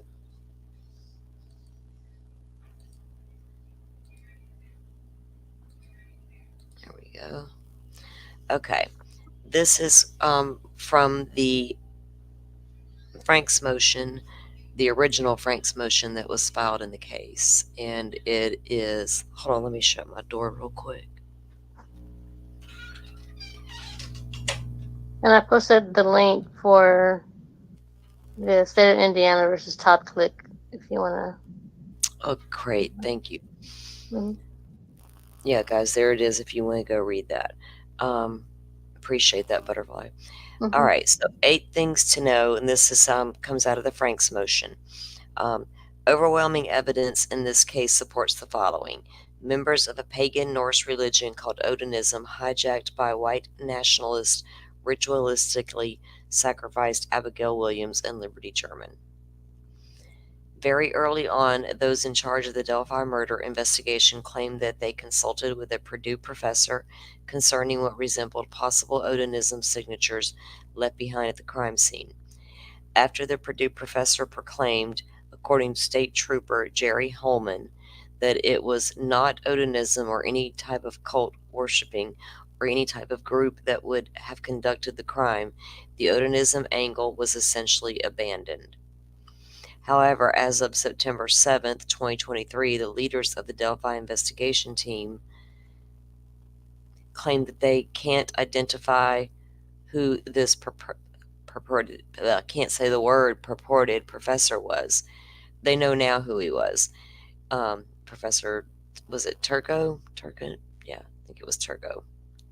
Have provided no reports from this purported professor and have further indicated that they may never be able to figure out who this professor is. Based in large part upon the mystery Purdue professor's opinion, the Delphi investigation leadership claimed that it essentially abandoned considering Odinite involvement in the murders. And then years passed, 2018, 2019, 2020, 2021, 2022. Thankfully, during those passing years, law enforcement officers Kevin Murphy, Greg Ferenczi, and Todd Click continued to pursue the truth. Because of their curiosity and investigative efforts, the evidence establishing the names of the likely murdering members of this Odin cult became known to the Delphi investigative leadership no later than February of 2018. Due to their incompetence or a concerted intentionality, those in charge of the investigation refused to arrest or even properly investigate these obvious suspects. On May 1st, 2023, the state of Indiana, by way of prosecutor Nick McClellan, received a letter from former Rushville Assistant Police Chief Todd Click. So see, before he was DCF employee, he was the Rushville Assistant Police Chief. He was retired at this time. As stated in the previous paragraph, Click, Murphy, and Ferenczi were 3 of the law enforcement officers who worked on the Delphi murder case, particularly focused on the Odinite angle, as it is intersected with suspects in Rushville, Indiana.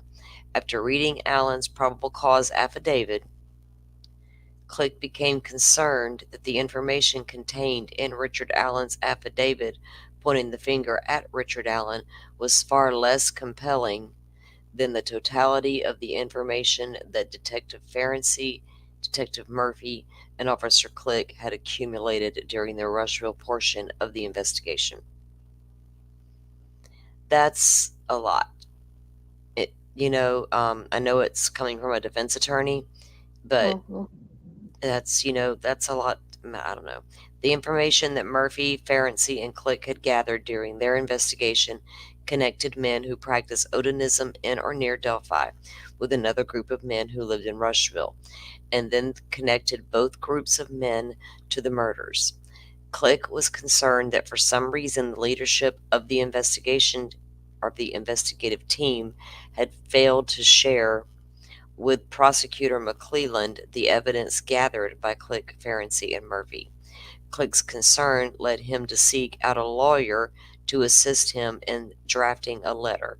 This letter was then sent to McClelland. So Ferenczi's no longer with us.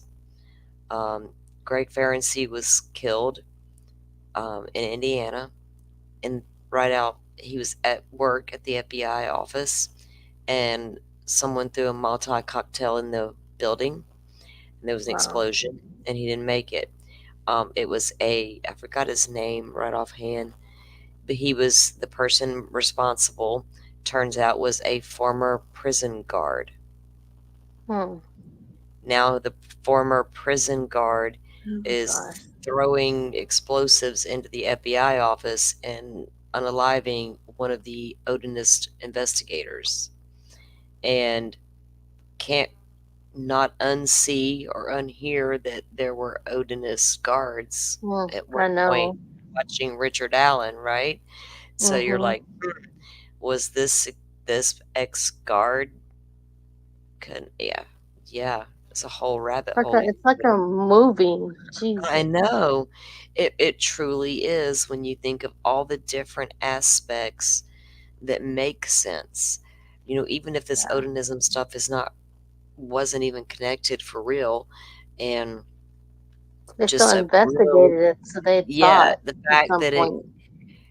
yes, and based on the way the scene looked, and the description of the scene and what investigators thought early on, what other experts have testified to and also thought, and then to find out that it's really right there in the town, right?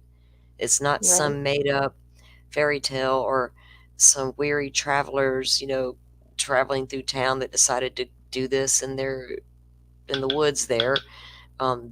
These Odinism is real. It's in the community, and people have seen it with their own eyes, the proof that it is there. And then you throw it, Shane Meehan, that's his name. Thank you, Joe. That was the former prison guard, who was arrested and charged in the murder of Greg Ferenczi, who was investigating this Odinism angle. So there was never any ties. Let me just say that out there now. Everything you hear here if it's not a fact out of a court document, it is opinion. There's nothing that ties this former guard and Odinism and Ferenczi's death. I'm just saying it's one of them coincidences. Then it's crazy also that Click had to get an attorney to draft a letter. Yeah, he was concerned that the police withheld information from McClelland, the prosecutor. Wow. So he wanted to make sure, I guess, that McClelland knew, hey, we had investigated this angle and we come up with a lot of stuff. Here you go. And then does McClelland look at this and go, oh, no, me and Gull aren't having this at all. No, not even going to let you bring it up. Shut it down, right? And they've been working hard to shut it down since this Frank's memo came out, by the judge not even reading it and then getting so upset she threw the attorneys off the case for writing this. Like, they read it and they're like, oh my God, no, that's like a nightmare. Get out of here without that talk. But like, dude, it's real. It's in your town. How can you, if it was never, y'all had no evidence this ever existed, in your little town, then I'm going to think travelers who, because we can't not say these things don't happen, these ritualistic Right. type things don't happen, because they do. Well, there's no transparency in this case. It's like no wonder Right. everyone is second guessing everything is because there's no transparency, and then she And why? What just shuts started that? everything down. Yeah. Right. Really, I get Indiana's laws are wonky and they're not up to a lot of states. They haven't caught up. But why so early on would you? Yes, what happened in the everything aside, two young girls unalive in the woods is not cool. So obviously, it's going to be a big case. But why very early on did you decide we got to keep all of this in the dark? Mhm. Especially the way the weirdness take the first 5 years of the case, the bizarre Right. things that happen, all the press conferences, the when we finally get the sketch one, we get the video or audio, the video, sketch two, all the things that come into play. Yeah. It's just a lot. And it makes me really The not two happy. sketches that are one person. Yeah, yes, like the thumbnail to what, or You close one eye, it morphs into one person. And yeah. do the different Well, angle. I got that picture. It's really weird because when I was doing some research and looking at different things, and I found this a picture of Richard Allen, and Mhm. I think it was from 1994, and he's a lot younger, of course, than he was at the time of the murders. And if you Mhm. put it, I have the thumbnail somewhere. I don't know if I posted it or not. But if you put it next to the young bridge guy, there's a resemblance there. In my opinion, there was. Um, Let me see Hmm. if I posted that to the community post. I can't remember if I did or not this morning.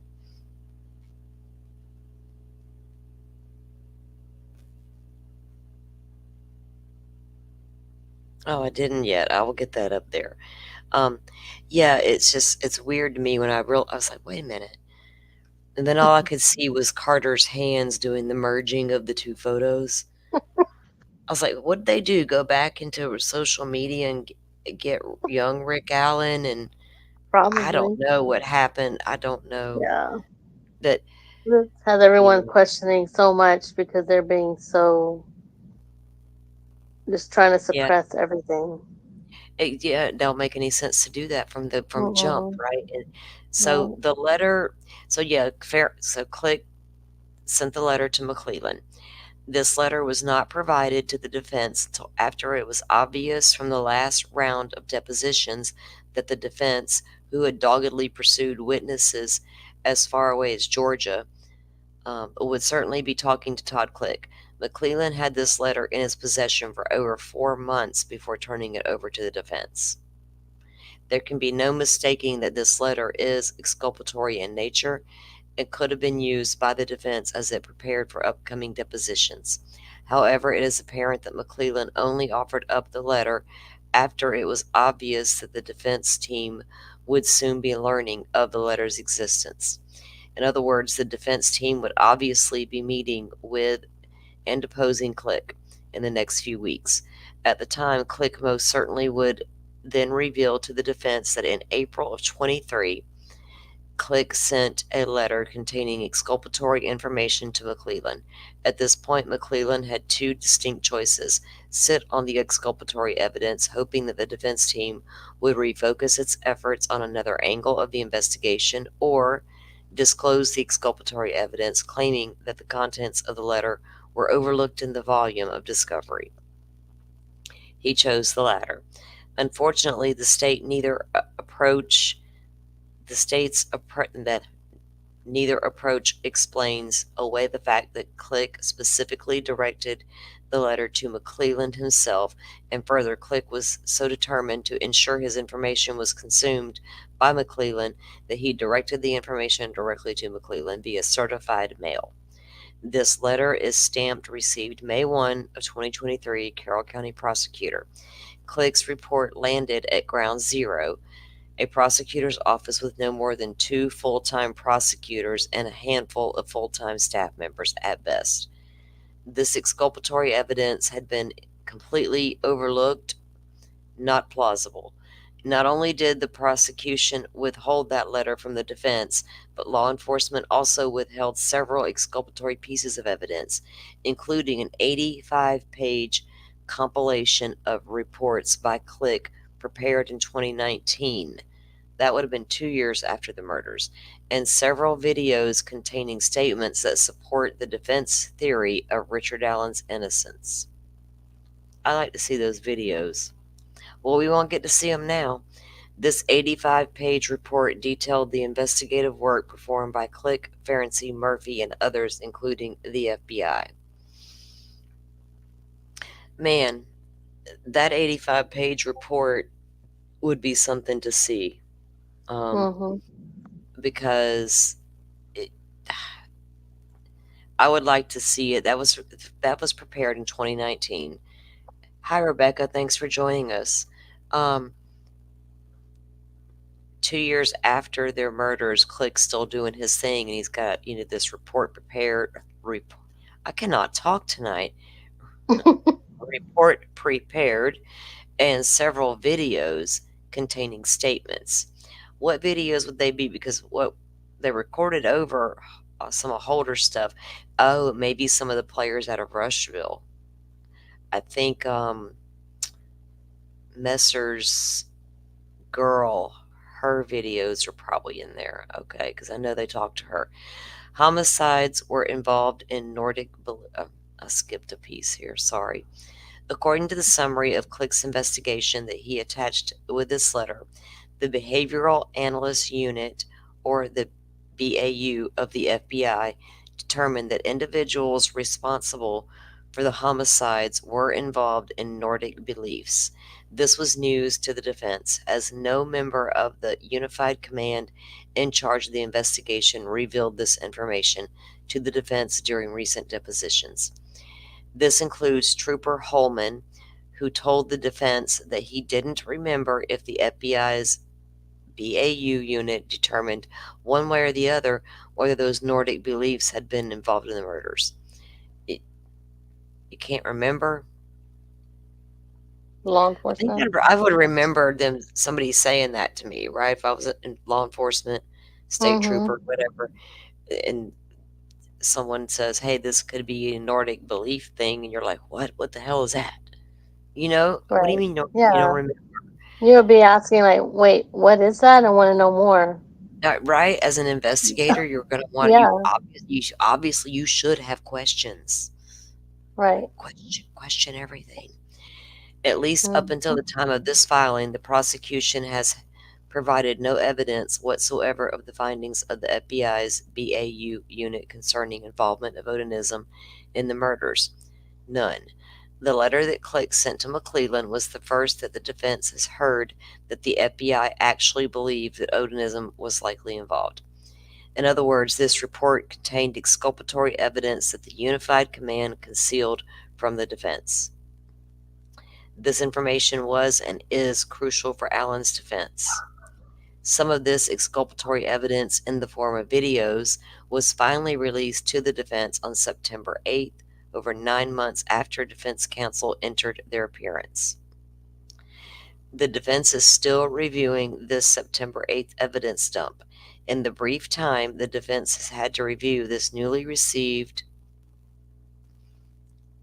evidence, it has found exculpatory evidence both in the videos the defense has watched and the documents the defense has reviewed.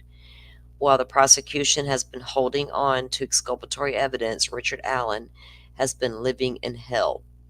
Lastly, the evidence will show that the week of August 28th of 2023, Prosecutor McClelland and State Trooper Jerry Holman requested a meeting with Todd Click. By this time, the defense team had taken several depositions, including Holman, Liggett, and Lesenby. And the prosecution and Delphi investigative leadership now knew for a while that the defense team had been aware of the Odonism evidence, at least the evidence that the prosecution turned over to the defense scattered throughout the multiple hard drives and many flash drives. But we keep hearing multiple defense lawyers talk about how they received their discovery dumps. It's just all over the place. Go find it. The prosecution had learned in early August that the defense had figured out the strong Odinist ties to the crimes. Despite the apparent attempts of the prosecution, Liggett and Holman to hide this exculpatory information from the defense, wanting to ally his fears that an innocent man was sitting in Westville, Click agreed to attend the meeting with Holman, hoping that he would be learning that the evidence did in fact exist linking Richard Allen to the murders. Click's hopes were dashed. Paragraph 17 of Click's affidavit. Upon directing the letter to Mr. McClellan, I heard nothing from the prosecutor's office or any other members of the Unified Command until after I received phone calls on the August 23rd and 25th, which involved brief discussions regarding scheduling. During these phone calls, it was requested that I meet with Trooper Holman during the week of September 4th, 2023. I was informed that law enforcement officials intended to sit down with me and discuss with me the reason why Richard Allen was responsible for these crimes. I was told that he, Jerry Holman, wanted to put my mind at ease. Well, however, during the meeting with Detective Holman and a second detective whose name I am unfamiliar with, there was no discussion or offerings as to why they believed Richard Allen was guilty of the charged crimes. I believe the interview was an attempt by them to clean up their loose ends, knowing that they had given very little, if any, attention to the investigative efforts to myself, Ferenczi, or Murphy. Well, they were not happy with Todd Click, right? No. And this trooper that doesn't remember anything bugs me. Yeah, Holman has a way of testifying, don't he? I mean, because we'll be looking at some of his stuff as well. That's crazy. I mean, this guy he's going hard for what he believes in, and what he thinks. And um, that's like really, you're putting yourself out there to come out there and say these things. So I don't take what he said lightly at all, Right. But, if he's under the understanding that Jerry Holman wants to put his mind at ease and, give him information or share information with him that will show or lean toward guilt for Allen, but he says that just didn't even happen. So, they already have it in for this guy. Maybe not have it in, since now he was arrested. That might not be the right words to use, but Right. yeah, it's that strange coincidence that Todd Click It's was just arrested and looked into after, McClellan. What did McClellan read the letter and be like, "Oh, damn, Todd Click, that didn't happen. so No way." right. So what happened with the FBI? Did they just drop what they were what do you call it? Yeah, I mean, Looking pretty into? much because because the state, the local authorities are in charge of the investigations, and they can ask the FBI to come in and assist with cases, which Mm-hmm. we've seen that with other cases. It happens. Right. They came in, with this case, and they did start conducting their own investigation. It was the FBI who wrote the probable cause, I think, for Ron Logan's property search, and the FBI agent working that case, she was convinced Ron Logan was the killer. Mm-hmm. Yeah, I heard that. Yeah, so you got so at some point, Delphi was like, you know what, we're done with you big boys. We're done. We don't need the FBI anymore. Go away. Hey, Forrest, welcome back in. Wow. Um, So, but there were a lot of things the FBI was doing and looking into on all the fronts, because you need Mhm. to check out all the things thoroughly. If the crime scene, I'm still not even sure. I know what led them to look at Ron Logan. The girls were found on his property. Makes sense. You're going to look at this guy, and you're going to get Right. a warrant and all that. But what made them look at Holder and Westfall, and then on to Messer and all the other players? You got the scene in the woods. You have a crime scene that's highly unusual, a crime scene that allegedly has stick placements. You get experts starting to trickle in that it could be this or that. You got the professor that allegedly said one thing, then they forgot about. You have the FBI here, the three officers doing their investigation. So, what about that crime scene led them to Holder? Now, I know that someone did put in a tip that Holder had posted an image on his Facebook page that was Mm. similar. Now, at the time, no one knew what that crime scene looked like in those woods. Nobody knew at all unless you were Mhm. there, right? Or talked to Right. somebody who had been there. Um, we didn't know how they were killed for the longest time. We didn't know a lot of things for a very long time. So, what prompted somebody, and they didn't put it out there early on that this was a ritualistic scene in the woods. That was never ever out there.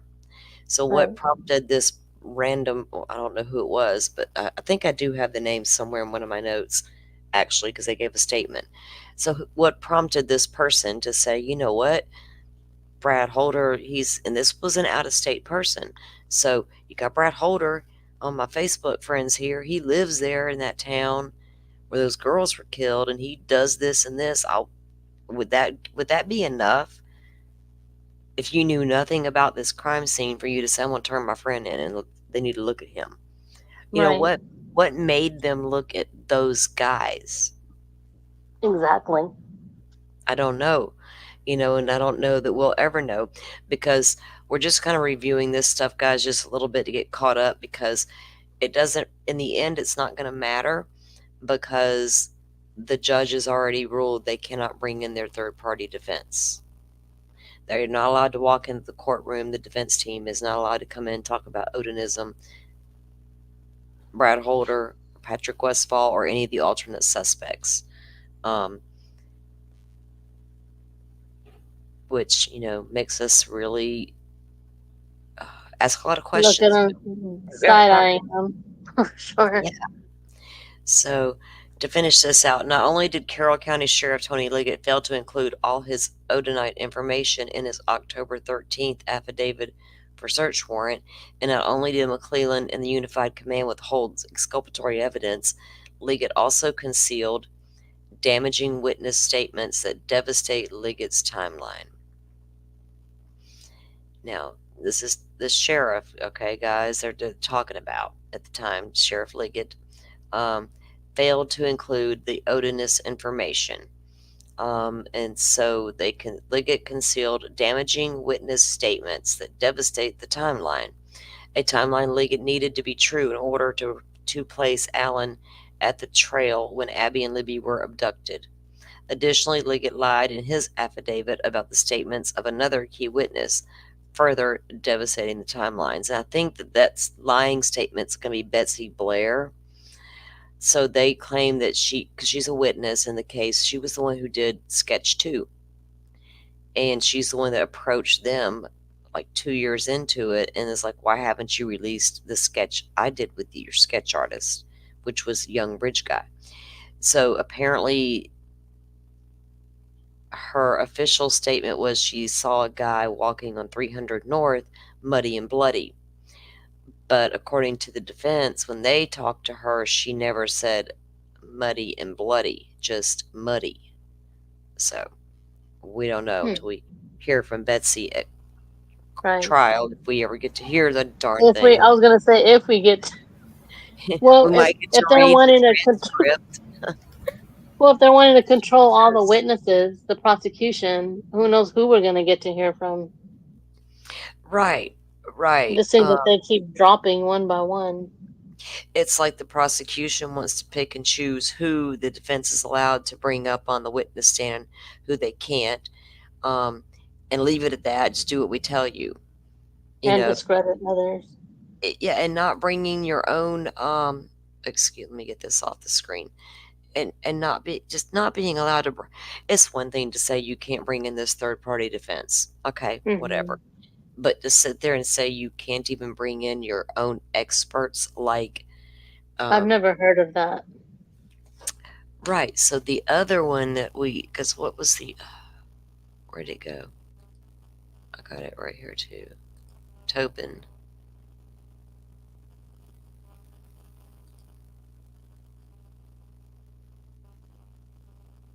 Because when it comes down to the very end, it's going to come down to what evidence they do and do not have against Richard Allen. Because, going back to the Odenism style, I'm going to play you guys a little piece in just a minute. But here's one that we were talking about a few minutes ago. So let me get the screen back up.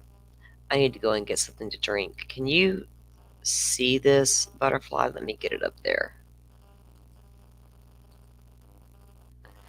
Can you see that enough to read it? I can zoom in on it.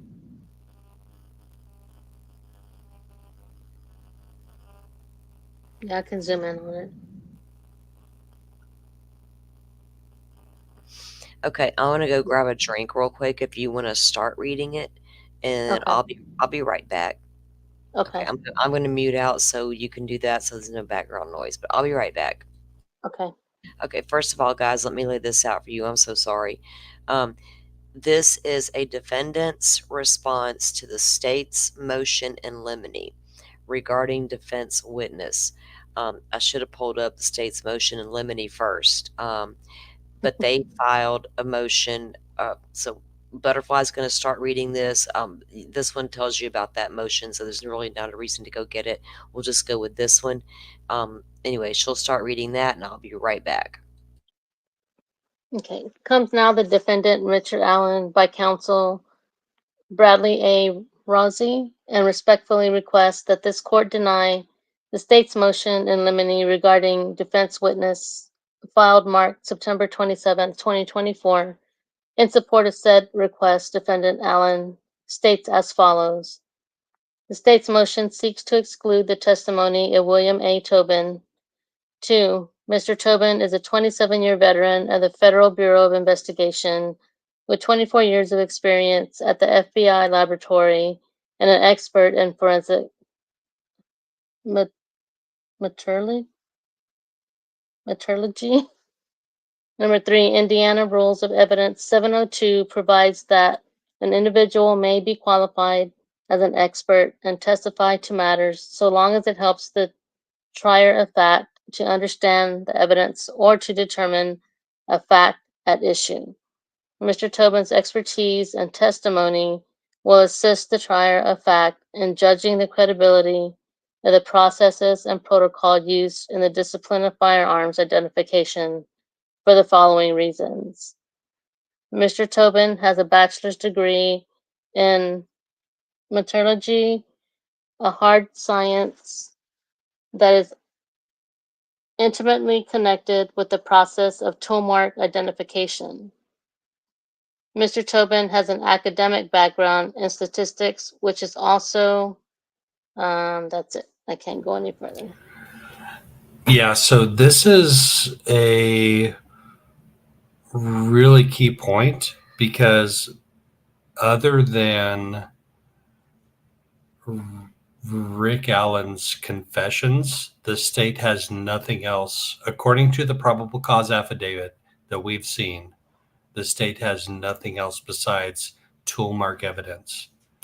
So the state has presented tool mark evidence that the unspent round that was found near the bodies at the scene is directly related to the 40 caliber firearm that they found at Richard Allen's residence. So this appears to be a contradictory expert witness that is probably going to testify as to the tool mark evidence and whether or not or how conclusive the determinations can be made based on that, because an unspent round is completely different than a bullet that's been fired, right? We all know that a bullet that's been fired has the rifling marks on it that can be identified. So this is Right. different. This is different, and it looks like the defense is going to present an expert that will contradict the state's expert. Yes. Oh, That's who this is. So, like Joe was explaining, in the PCA for Rick Allen, so you have to go back to how they got to Rick Allen, and that in itself is crazy. So they get into the 5 years down the road, they claim they go back to the beginning and start looking, and they, lo and behold, find a tip narrative. And allegedly now, Dan Doolin was a conservation officer, and he met Rick Allen in a parking lot and took his information. And so you're face to face with this guy, or it was either done face to face or on a phone call. I'm not really sure how it happened anymore. There's so many conflicting stories. But so he takes down the statement that I was there. Rick Allen's placed himself at the bridge, the date, the time, and what time he left, and he had on what he was wearing. So so you see this man, and then he writes down, Dan Doolin, the officer, writes down Rick Whiteman as the name, and then lives on Allen Drive. He had the last name and the street name backwards, allegedly. So the tip narrative then is processed into the Orion system through the FBI. So when it came out, that's how they allegedly got to him. This old tip just turns up, and they're like reading it, and they're like, okay, well, this guy placed himself there. And then they figure out it's actually Rick Allen, I guess, at this point. And then they go and start looking into Rick Allen. And then they go back and talk to Rick Allen. He's like, yes, I was there 5 years ago, and here's what I was wearing. And then his wife says he still has the clothing he was wearing back then, the jacket at least.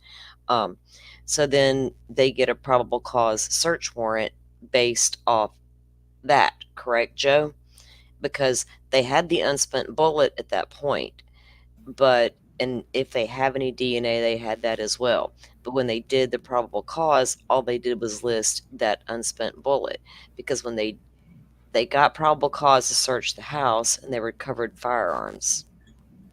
I don't know anything about the mixed up names. I would love to see more evidence of that. I would love to see the actual tip narrative that they found. Yeah. You know what I mean? Yeah, That he wrote down. I want to see the actual writing. Yeah. Yes, Yeah. I want to see the DNR report. So DNR is Indiana Department of Natural Resources. Those are the park rangers. And that's supposedly who interviewed him that day.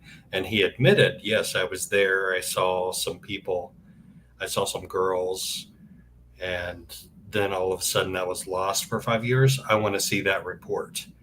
But yeah, in this case, we don't see anything. We don't see any fucking thing, because everything is under the cloud of the court's order.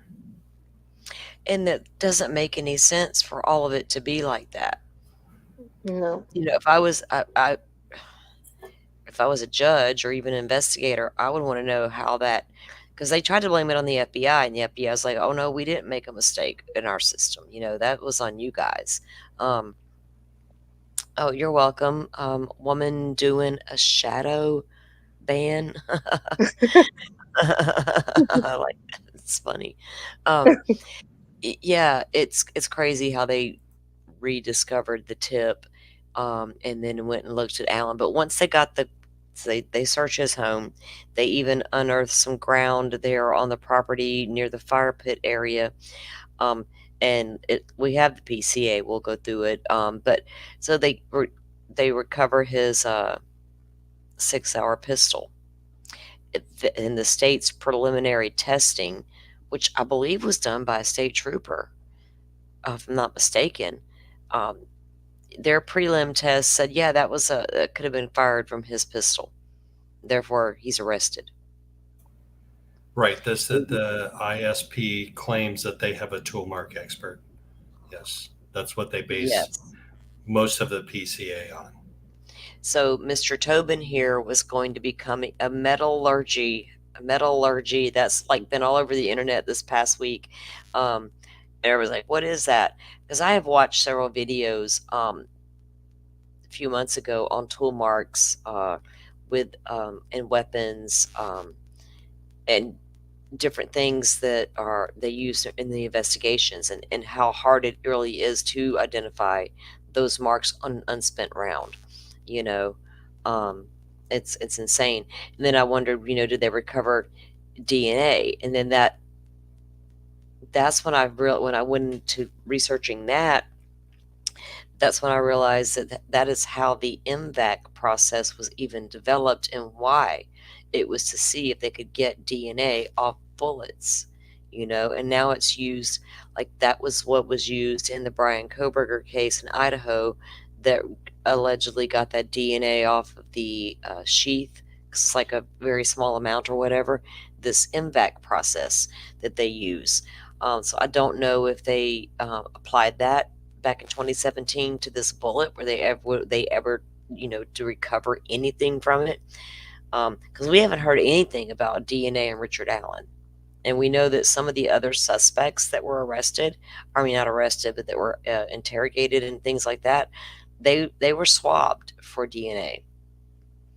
Why? I get it, it's standard these days. If you're arrested, you get swabbed. But if you're investigating and looking at someone particularly for a crime, and you swab them, you're usually, it's for a comparison.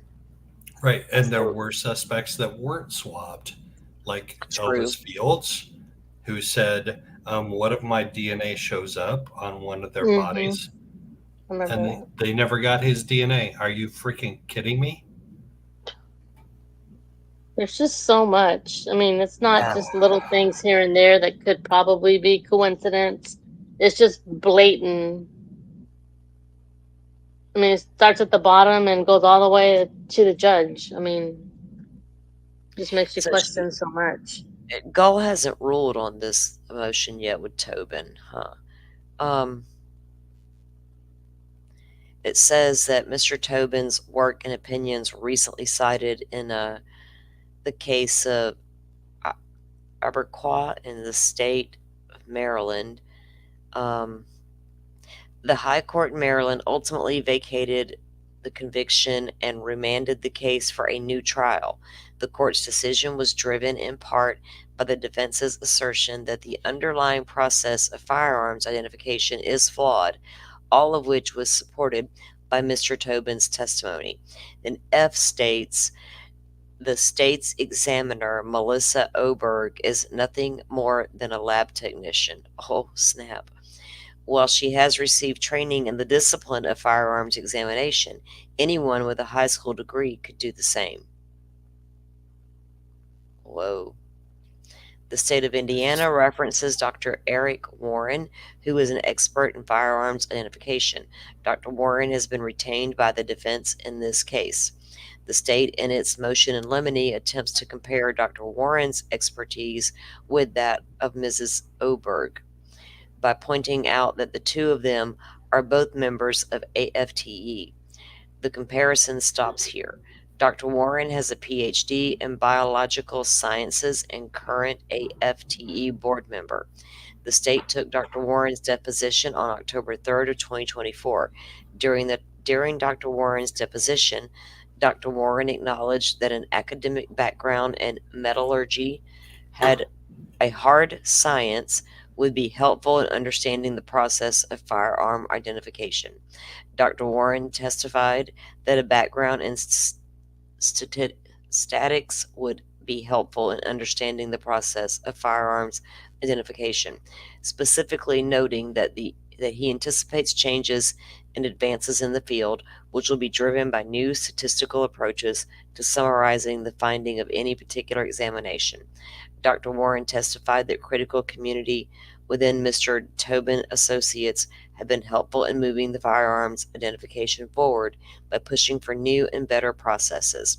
Finally, Dr. Warren testified that there does exist a healthy debate in the industry as to whether or not the findings of firearms examiners should be inadmissible in courtrooms across the country.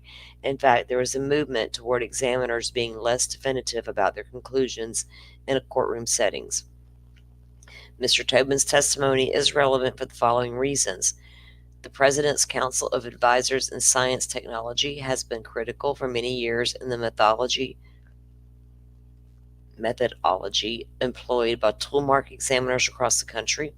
The National Academy of Sciences has issued 2 reports in 2008, 2009 that have been critical in part of the accreditation, certification, and lack of independence of laboratories conducting firearms exams. Mr. Tobin is intimately familiar with the findings and work of both PCAST and NAS as it relates to the discipline of firearms identification. The concept of understanding a process which generates any results, whether it be in a laboratory setting or, of course, one's daily activities, is relevant to understanding the meaning of the result or final product created by the employed process. Simply put, Mr. Tobin's testimony tends to prove that the process of examining firearms and drawing conclusions from those examinations is unreliable and misleading, and therefore the conclusions offered by the state examiner should be given little to no weight. Mr. Tobin's opinion on these matters is relevant to the credibility of the state's lab technician who examined evidence in this case. Finally, the state cites this case, Indiana versus Caden. Joe, you just dropped that in Discord, okay? The trial court case out of Marion County, Indiana, which is currently up on appeal. Oh, okay. The court's order in Smith provides very little rationale for the court's decision to exclude Mr. Tobin's testimony regarding the firearms exam process. To the extent the state wants to offer up trial court level authority to support its claim, Defendant Allen would draw the court's attention to the case of the people of the state of Illinois versus Winfield. Okay. The Winfield decision was handed down on February 8th. What was the decision? I don't know. The decision was handed down on February 8th, 2023. The court in Winfield was critical of the discipline of firearms identification altogether. The court ultimately drew the conclusion that the state was entirely prohibited from introducing any testimony from the alleged experts regarding firearms identification specific to the case. Judge Hook's rationale was articulated over in a 41-page opinion. Ooh, I'm going to have to read that opinion. The Smith case offered up by the state contains no such analysis. Now, you would think if the state just had a lab tech, as he puts it, I want that inadmissible. Like, can't we do the same thing? The defense do the same thing the prosecution is doing? Inadmissible. The firearms experts are huge and important, especially if your main evidence is an unspent bullet that you claim came from the suspect's own pistol. So you absolutely have the right to bring in, you're supposed to be able to bring in your experts, man. Yeah. Well, how do you think? I can almost guess how she's gonna roll on this. I don't know. Come on, man. You're going to look really, really, you're going to Yeah. look way worse than you've ever looked before if you say, okay, I'm not even going to allow your Mm-hmm. qualified expert in. Because I'm telling you right now, it's going to come down to experts on the witness stand. You're not going to Yeah. get Tom, Dick, and Harry on the stand to say, "Yeah, I'm pretty sure that bullet went to his gun. I seen him with some just like it." Come on. We're not talking that kind of witnesses. Expert witnesses that speak on bullets coming out of firearms. You each can present one, and I need to hear from both of them. It's not my fault if one's better than the other. Right. I'm going to figure that out as they testify. You know, kind of like Well, with those. Go ahead, Joe. Go right ahead. if I'm sitting on the jury, wondering how much tool mark experts equals ballistic experts equals like DNA experts, because DNA experts will tell you, okay, we matched the blood spatter at the scene to the defendant, 1 in 458 trillion people. So obviously, as a jury member, you're going to be like, okay, that's it. But if it's a ballistic expert, it's like 1 in 1 million bullets could have come out of this weapon versus another weapon. And if it's a tool mark expert, is it 1 in 1,000? Is it 1 in 10,000? Is it 1 in 100,000?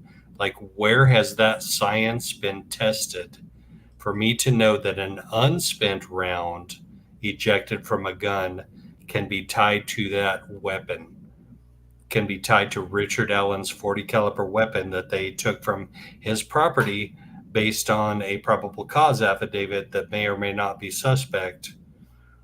And if you're on that jury and you hear that, then what are the odds? I want to know specifically what the numbers are.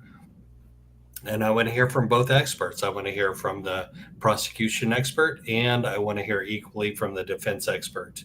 And if the Yeah. judge denies the defense expert, then as people on the outside looking in, like we all are right now at this point, why is the judge doing that? Why is she denying the defense expert? And we all expect it. We all expect her to deny all of the defense experts at this point that have anything to say that's contrary to what the state is saying. Right. And I that's a agree. shame that we predict that, right? We're so Mhm. used to it. And because I was screaming early on, like, who watches this judge? Who's in charge Right. of making sure, she's doing what she's got to do and doing it right, and then Right. finally the Supreme Court gets involved and you think, okay. And then after the Supreme Court stuff, they said But that the attorney didn't start out, they needed to go to a lower court first to try to get Gall removed. So they went back to the drawing board basically, and they tried again, but they filed a motion through to her to recuse herself, and she's like, oh no, I'm not doing that. So she's determined to stay on the case, and she's determined to continue to do things that don't make sense to, if this was like the Koberger case, their heads would explode. We mean exculpatory evidence. They mean that They everybody would have riots in the streets and yeah. I mean, I still hear people talk about, the alleged exculpatory evidence that Bethany Funk supposedly had, but you know what? They went and talked to her. That happened a long time ago. It's crazy because that is exculpatory, by nature. If you read the definition of it, doesn't mean that it proves an innocent or guilt, but it's exculpatory, meaning something else. It could be the Saudi defense, some other dude did it. It could I easily mean, you allow them to, they want to question, because then in the end, what ends up happening is just opens it up more to appeal after the fact if he is found guilty, because there's just so much of it. It's like, Right. Well, that's the defense's job, is they want to raise every objection that they can. So if there's any chance for appeal after, they can. But she's just making it easy at this point. That's all. She's just covering everything up. Like everything that Nick McClelland wants, she gives. And it's just boggles the mind. Like every single thing that the state wants, she gives him. And actually, some of the things that he says in his arguments are reflected in her judgments, in her rulings, like literally verbatim things that he has said in his arguments. And because we don't have court transcripts, without paying thousands and thousands of dollars, we don't have a way to prove it. But I was there on August 1st and I heard his arguments. And when she made a ruling, some of the arguments, or some of the rationalization that she made for her ruling, was verbatim the arguments that he made in his closing arguments on August Yeah. 1st. Like it's Yeah. verbatim. It's verbatim. It's like they were on the same page 100%. Mm-hmm. And you have to remember, she's from over in Allen County, and McClellan's there in Carroll County. So, you know, he probably hasn't been before her like often to know her. But even though she is well, she's been promoted since then. But still, it's like, why is she catering almost to everything he asks for or wants, and all constantly denying? Do you think that the defense is just a crazy lady, and it's just like, I can't let these crazy people out of the bag, I gotta control this? But it can't That just be one-sided, because that's not our I mean, it Constitution. can't be that. You can't look at this and look at what they're saying and doing and not give them their emotions, or not give them a hearing on it even. Right. To deny without a hearing, that alone, those are the legal issues. And why would she do all that, knowing they can easily come back on appeal? Did she get to a point where she's like, you know what, they need to get their appeal won, let me just do this? I had to wonder that at some point. Right. It I doesn't mean, make any sense. we all want justice for Abby, and maybe we want it Exactly. done the right way, so that we know that Yes. everything was done the right way. So we can say, then yes, if he is found guilty, then we know it was done with all the information. We want the right person or persons, to go down for this. Because this is not, for me, it's not just about like, oh, Rick Allen's innocent, look at all this craziness. Right. It's, I don't know. I honestly have no clue. But I also know the police have continuously said throughout this entire investigation, even as of recently, there's more than one person involved. So, Right, and it's the other been people, through their investigation, this has been brought up. So it's and not like the defense is just saying themselves, bringing all this to light. It was right, investigated before. right, exactly. And during Rick Allen's alleged 61 confessions, not one time did he confess to the other people that were there with him. He's only confessing to himself being there, according to the authorities. So if the authorities are convinced multiple people were involved, why is Rick Allen's 61 confessions only talk about himself being there and not other people? Who were these other people? Did y'all get also? So I know that if you continue to retest like a small DNA sample, over time it will degrade that sample. So the more you test it, the more you degrade it. But Right. I know how many people y'all investigated, like for real. But how many times was that DNA, if you have it, and I think you do, and I'm going to show why in a video if I ever get back to editing it. But does it not match anybody? Not even Rick Allen. So if it doesn't match Rick Allen and you do have it, you absolutely know others are involved. How come he hasn't mentioned those others in any of those crazy confessions that we've been hearing about? Right. True. Like, that don't make any sense either, does it? Like, nothing. So I'm gonna play something here. I'm not gonna play the entire thing because it's quite lengthy. Let me see. Actually, let's do this. Well, this is from. Thank you for sharing. Guys, I'm really bad about remembering to say hit the like button and all that stuff. So I appreciate the I ones did of you. earlier. Thank you. Yeah. Mhm. Am I getting swamp signal all of a sudden? Hold on. Please, yeah, thank you for coming in and hanging out with us and hitting the like button and sharing this out. I do appreciate that. Let me see if this is going to work. Let me test this because I got a little spinner action going here. Oh If no. I go down, guys, if I get thrown off, I'll try to come back. I do get swamp signal occasionally. Okay, here we go. I'm back.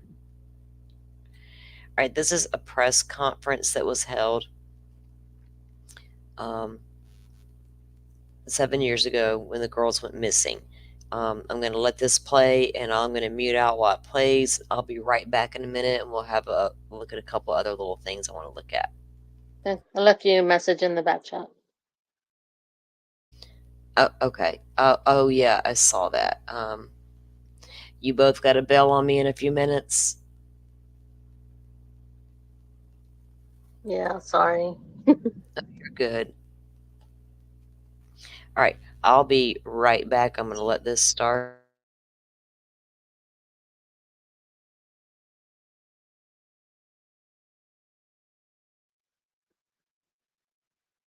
I don't see anything. I don't know if you can hear me.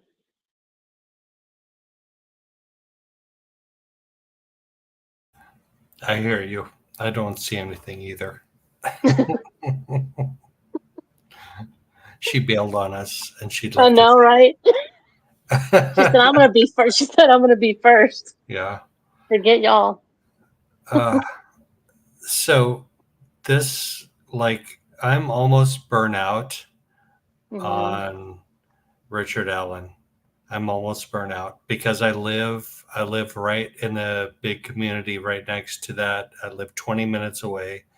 I Oh went to the wow. August I went to the August 1st hearings and I learned a lot from that, and it was very impactful because Wow. you go and you see the families, and the families get to sit in the front row and they have to hear all of the evidence. And Right. we heard evidence on August 1st that was stuff that we hadn't heard before about Hmm.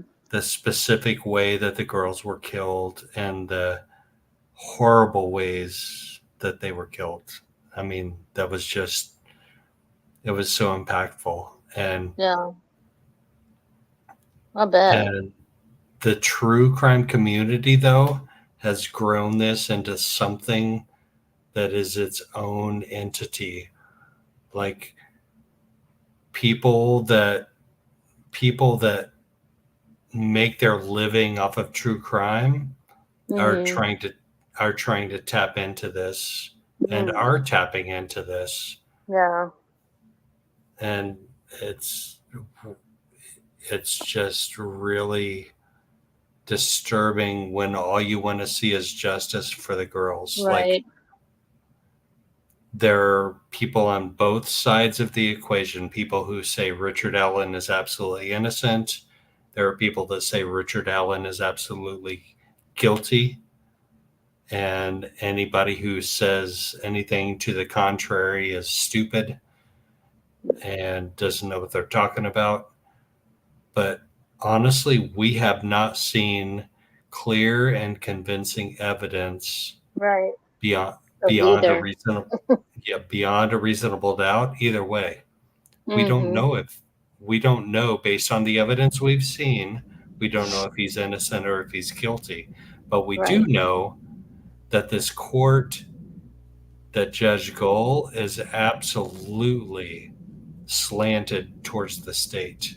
Like, I she is completely agree. literally making judgments and rulings that echo the exact arguments that the state makes against the defense. So it's really it's really hard to stay unbiased in it. It's really hard to say that the state is not being benefited by the judge in this case. And people misconstrue that as we saying, I'm not saying like people that hear us, but like people who are noting that, other people take it as, oh, we think he's not guilty. That's not the case at all. We're talking about the process, the due process, and what's going on. So. Yeah, 100%, 100%. I have no idea if Richard Allen is guilty or was a participant. We do know that. Okay, here we go. Salty's coming back up. Salty, are you coming back up? Oh no, you guys, I'm listening to what you guys are saying. I thought the other video was playing, and I was listening on my phone when I walked into the kitchen. I was like, wait a minute, and wait, and I came back in here to the computer. I was like, oh well, I didn't share the screen or anything with them. No, we said so I was just sitting there listening to y'all's conversation. No, it's good. I love the to have the conversations because you know, because we all wonder, you know, what the hell's going on in Delphi and why is it so dark, and it just seems to keep getting darker. You know, it's insane. Yeah, we thought you decided to drop us before you. Oh, okay. Before we said we were out. I appreciate that, you guys, for coming in and being here. Can you hang out and chat, or do you guys have to get off panel and like? No, I'm good for a while. I can hang in chat. Okay. I can hang out in chat. Oh, okay, cool. So I'll drop down. So good night, and thank you for having me. I appreciate it. Thanks for coming. I'll be in chat. All right, thanks for modding. We appreciate you. It's good to spend time with you. Yeah, same here. That was great. Y'all take care. Thank you. Good night. Welcome in, Scared Silly. Yeah, a very biased judge is what we feel. But why all the bias, right? I mean, what's your connection? Like, I could say high priestess, but I won't. But I think I just did. I don't know. It makes you wonder. You can't help but damn well wonder with this case. And you don't want to just naturally be a conspiracy theorist. But I made a tweet a long time ago, like, Judge Gull, you make me feel like a conspiracy theorist. You know what I mean? Because you're creating this madness, and you're creating all these questions, lady. Yeah, there are many issues that need to be addressed in this case. You're absolutely right. I'm going to mute out real quick and let this play for a minute. It's not real long. This was, many of y'all may have seen this. This is a little piece with attorney William Labredo. Remember, he came in when Gull removed the original attorneys, Rozzi and Baldwin. Then she brought her pal in, Labredo. She knows him from her courts. So she chose him. And then this is what he had to say about Richard Allen after he took the case for briefly and then returned it back to the other attorneys. So we'll watch this for a second. This morning, we're shining a spotlight on the latest developments in the Delphi murder case.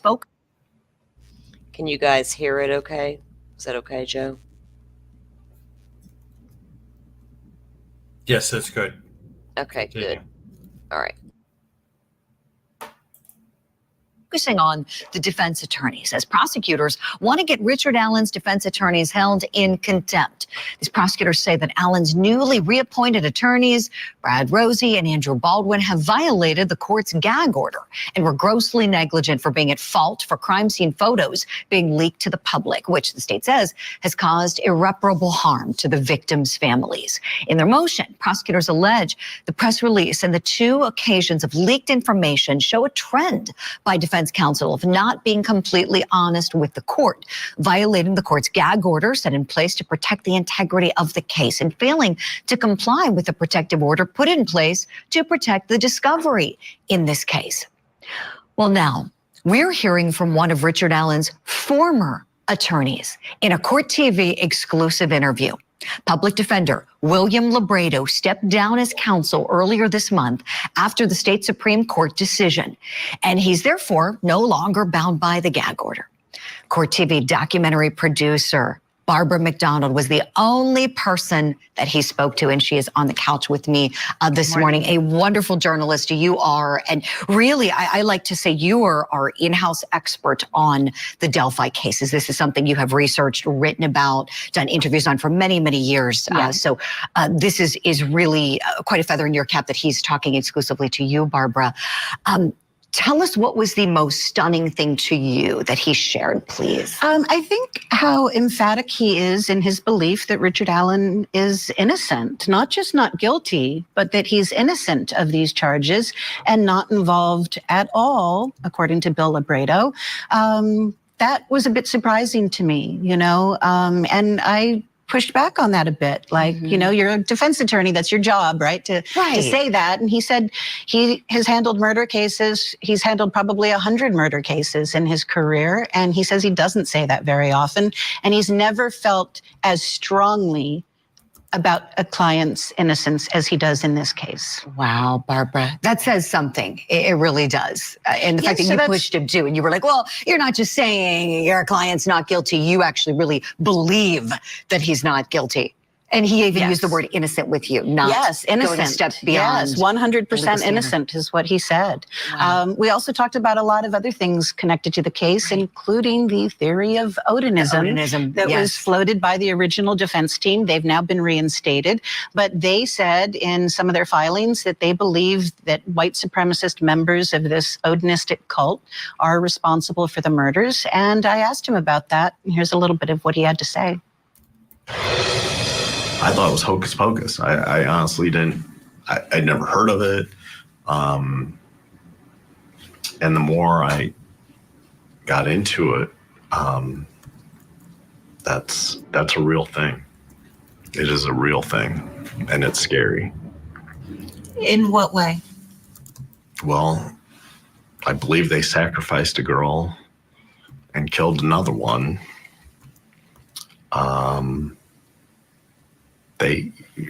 Some of the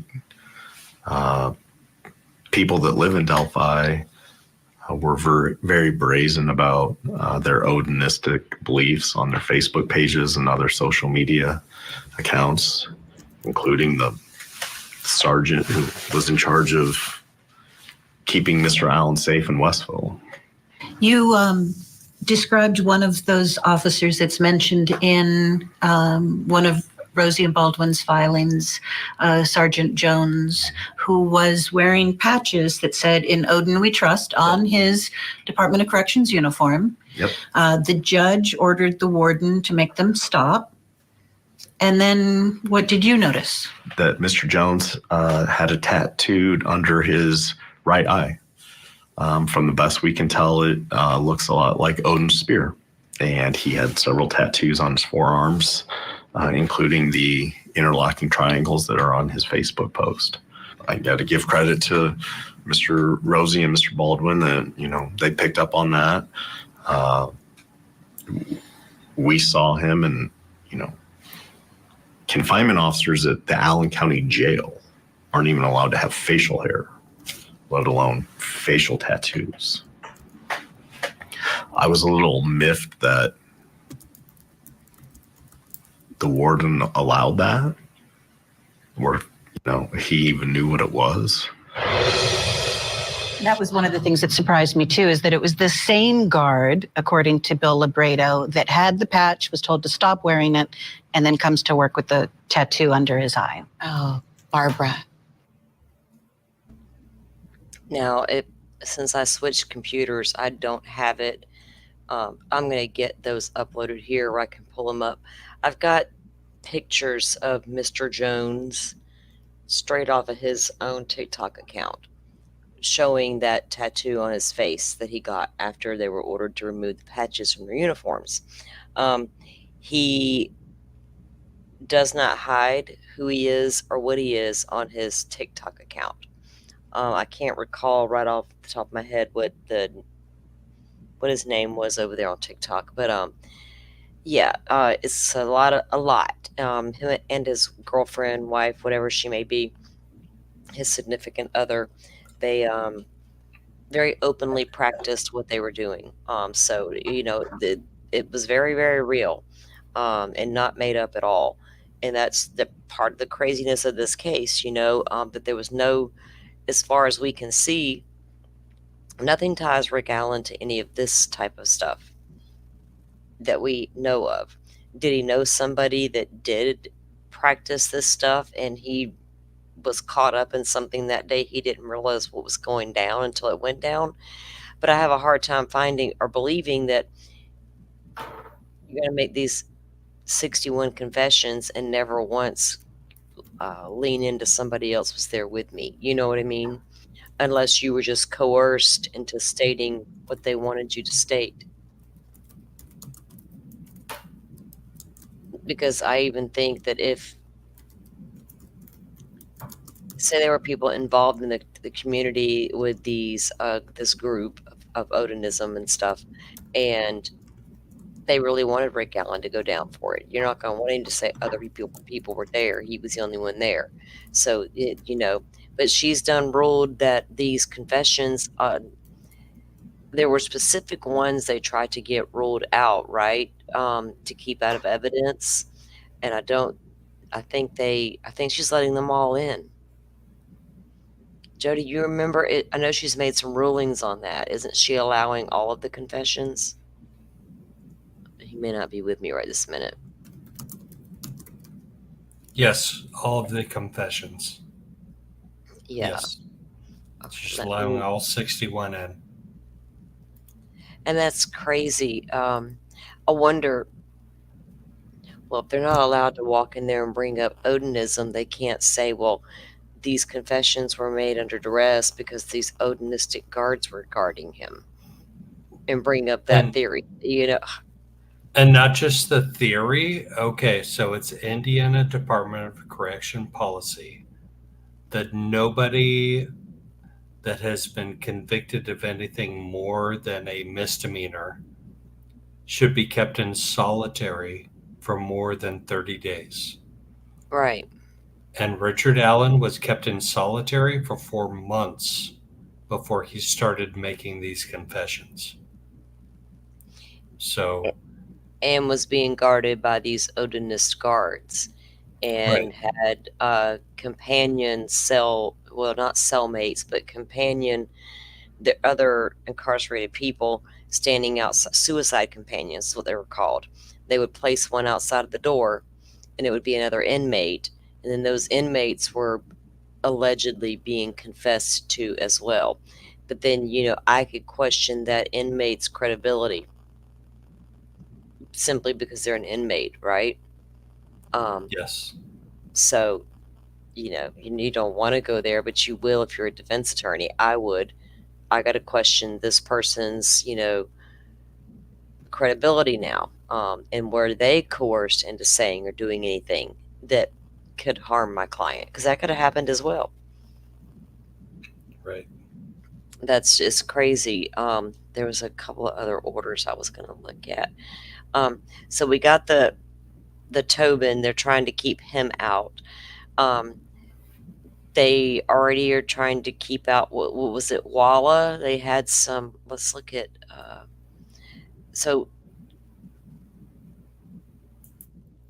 I'm sorry, I glanced over at the comments. So Dr. Walla, wasn't that her name as well? She was a defense witness. No, she was a state witness. Oh, that's right. So, She was the state. yes. Yeah. So she heard him confess. She reported the confessions, and then the defense said, well, she was his psychological counselor, so that she was his medical professional. That shouldn't be allowed, but it is allowed. Well, if she is, well, you would think that it would be allowed if it was a doctor the state had go in and speak to him. But then at the same thing, though, the defense should be allowed to have their own evaluations done. You can't have it just one way. Like, you're fine, state, do your thing and bring in your expert and your doctors and whatever, but we are going to do the same thing over here. I thought, what was the name? I thought there was a doctor the defense sent in. I'll have to go back and read more of those documents. The one that was in Greencastle, like a family practice out of Greencastle. No, but Yeah. with Dr. Walla though, if she is his state assigned psychiatric practitioner, how can she share with everybody else what he shared with her? Like, where's the doctor client privilege in their relationship? I think that's got to be significant in this. Well, there's always going to be that privilege between the doctor and the client, but if you're talking about their mental health state during these times, I need to hear from experts to speak about that. One way or the other. Even if it's experts on what happens to a person when they are incarcerated like this, and like you were saying, in the lockdown for 24/7 for many, many, many months, a year. What I need to hear from those experts, just like in the Casey Anthony trial, we needed to hear from the experts on the smell test and the science behind this and that and all the computer searches, and we had to hear from both sides. And one was better than the other. Right. And we did hear from Dr. Walla, Mhm. and she had a lot to say, but the state wanted to restrict what testimony was allowed by her. They wanted to restrict their own witnesses' testimony. Yes, exactly. So see, there you go again with your restrictions, and you're not wanting to do things. Why would you continue to do such stuff, right? That it's insane. It's like I said, they make us feel like conspiracy theorists because they continue to do this bizarre stuff that is unexplainable. And I think we've all wondered, why, who's going to checks and balance this lady? If she's, like the comment said, illegally and, where'd it go? Unethically. Yeah, who's watching her to make sure that this doesn't happen? You would think the Supreme Court or whoever's over all the judges, would have this. But, it's almost like she can go and just do what she wants, and there's no repercussions for that.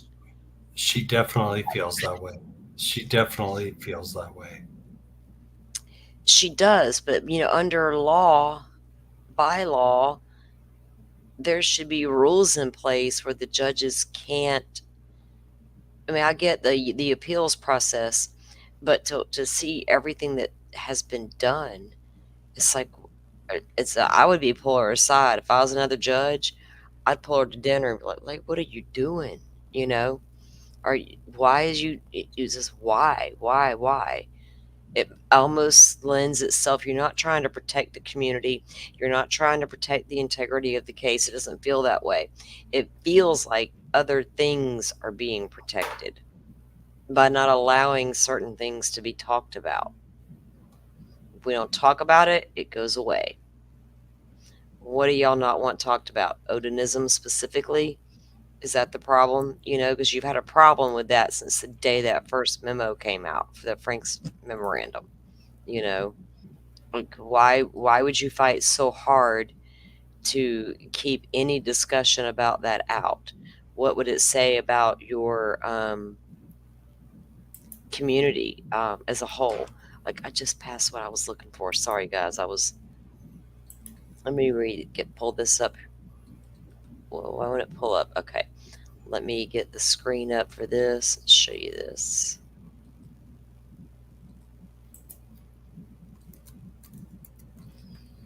Okay. And I am using a spreadsheet put together by Sleuthy Goosey. I've had the link for a very long time. She's so awesome about putting everything in there. She's got a couple of good links I use. Okay, so this is the affidavit by Sergeant Randy Jones, the correctional officer at Westville Correctional Facility, which is the part of the Indiana Department of Correction that affirms and swears to the following.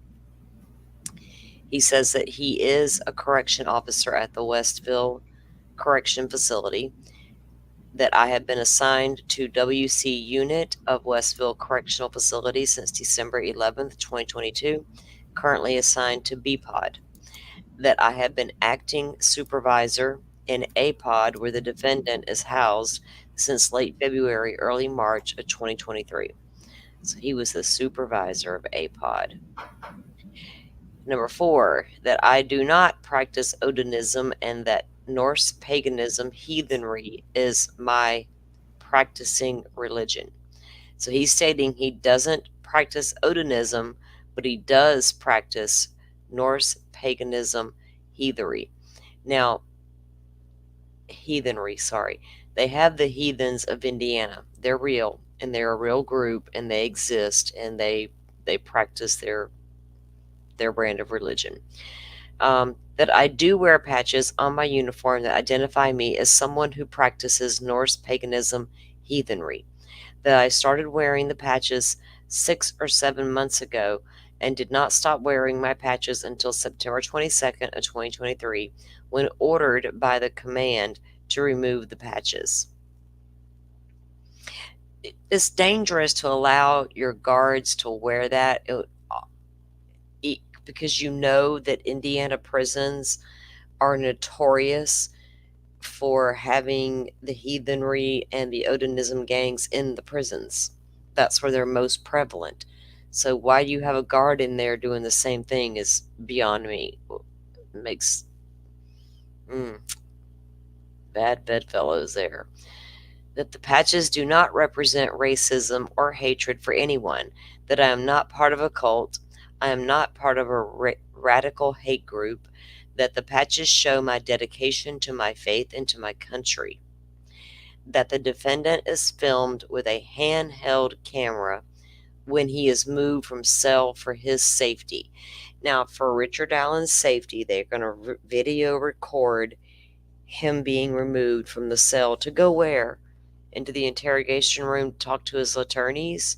Because that's what they were filming, was him talking to his attorneys. He didn't go anywhere else. He wasn't getting a lot of yard time. He wasn't, free to roam around the pod. All that. You got him in lockdown.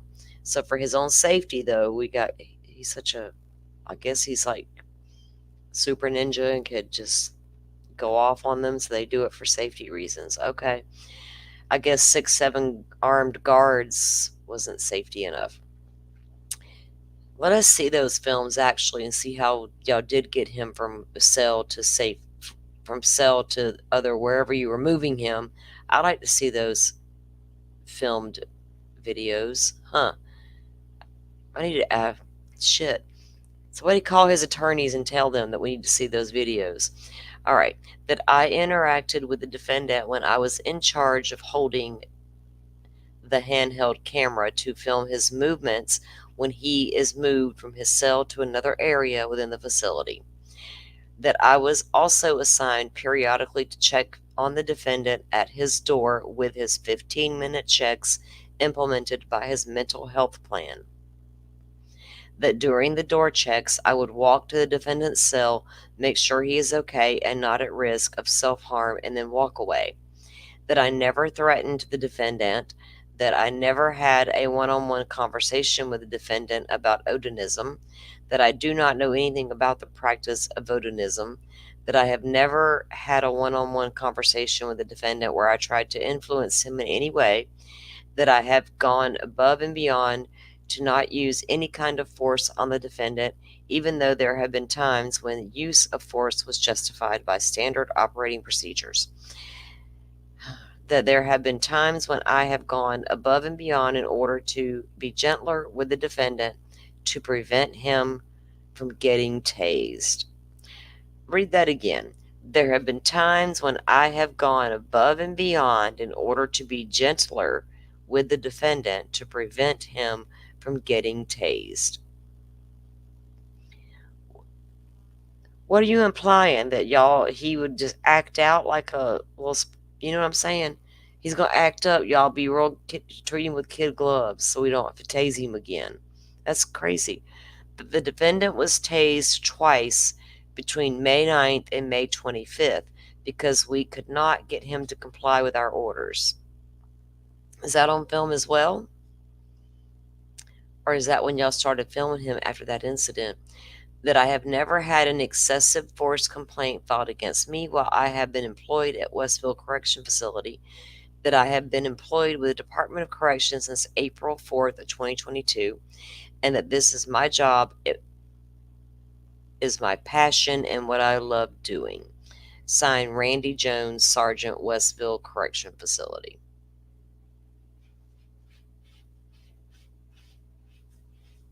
I'm just reading the comment. True crime grit. True grit crime. I'm backwards tonight. I can't speak. Like, I haven't been live in like a week, I don't think, and I'm like, I don't even know what the hell I'm doing anymore. Yeah, I can't imagine Rick Allen fighting back, or like, was he fighting? But why tase him?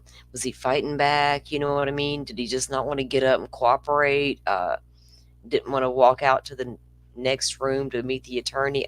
Come on, y'all. He wasn't given much freedoms, so what they're doing there with him doesn't make any sense.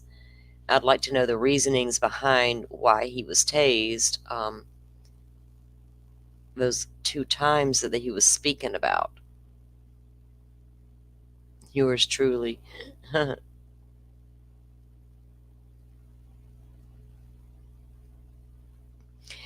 Didn't get his hands out of the... Man, come on. You got to do better than that, right? You don't tase someone because they didn't get their hand out of the food slot quick enough. Did he drop his food in the process of being tased? I mean, good Lord.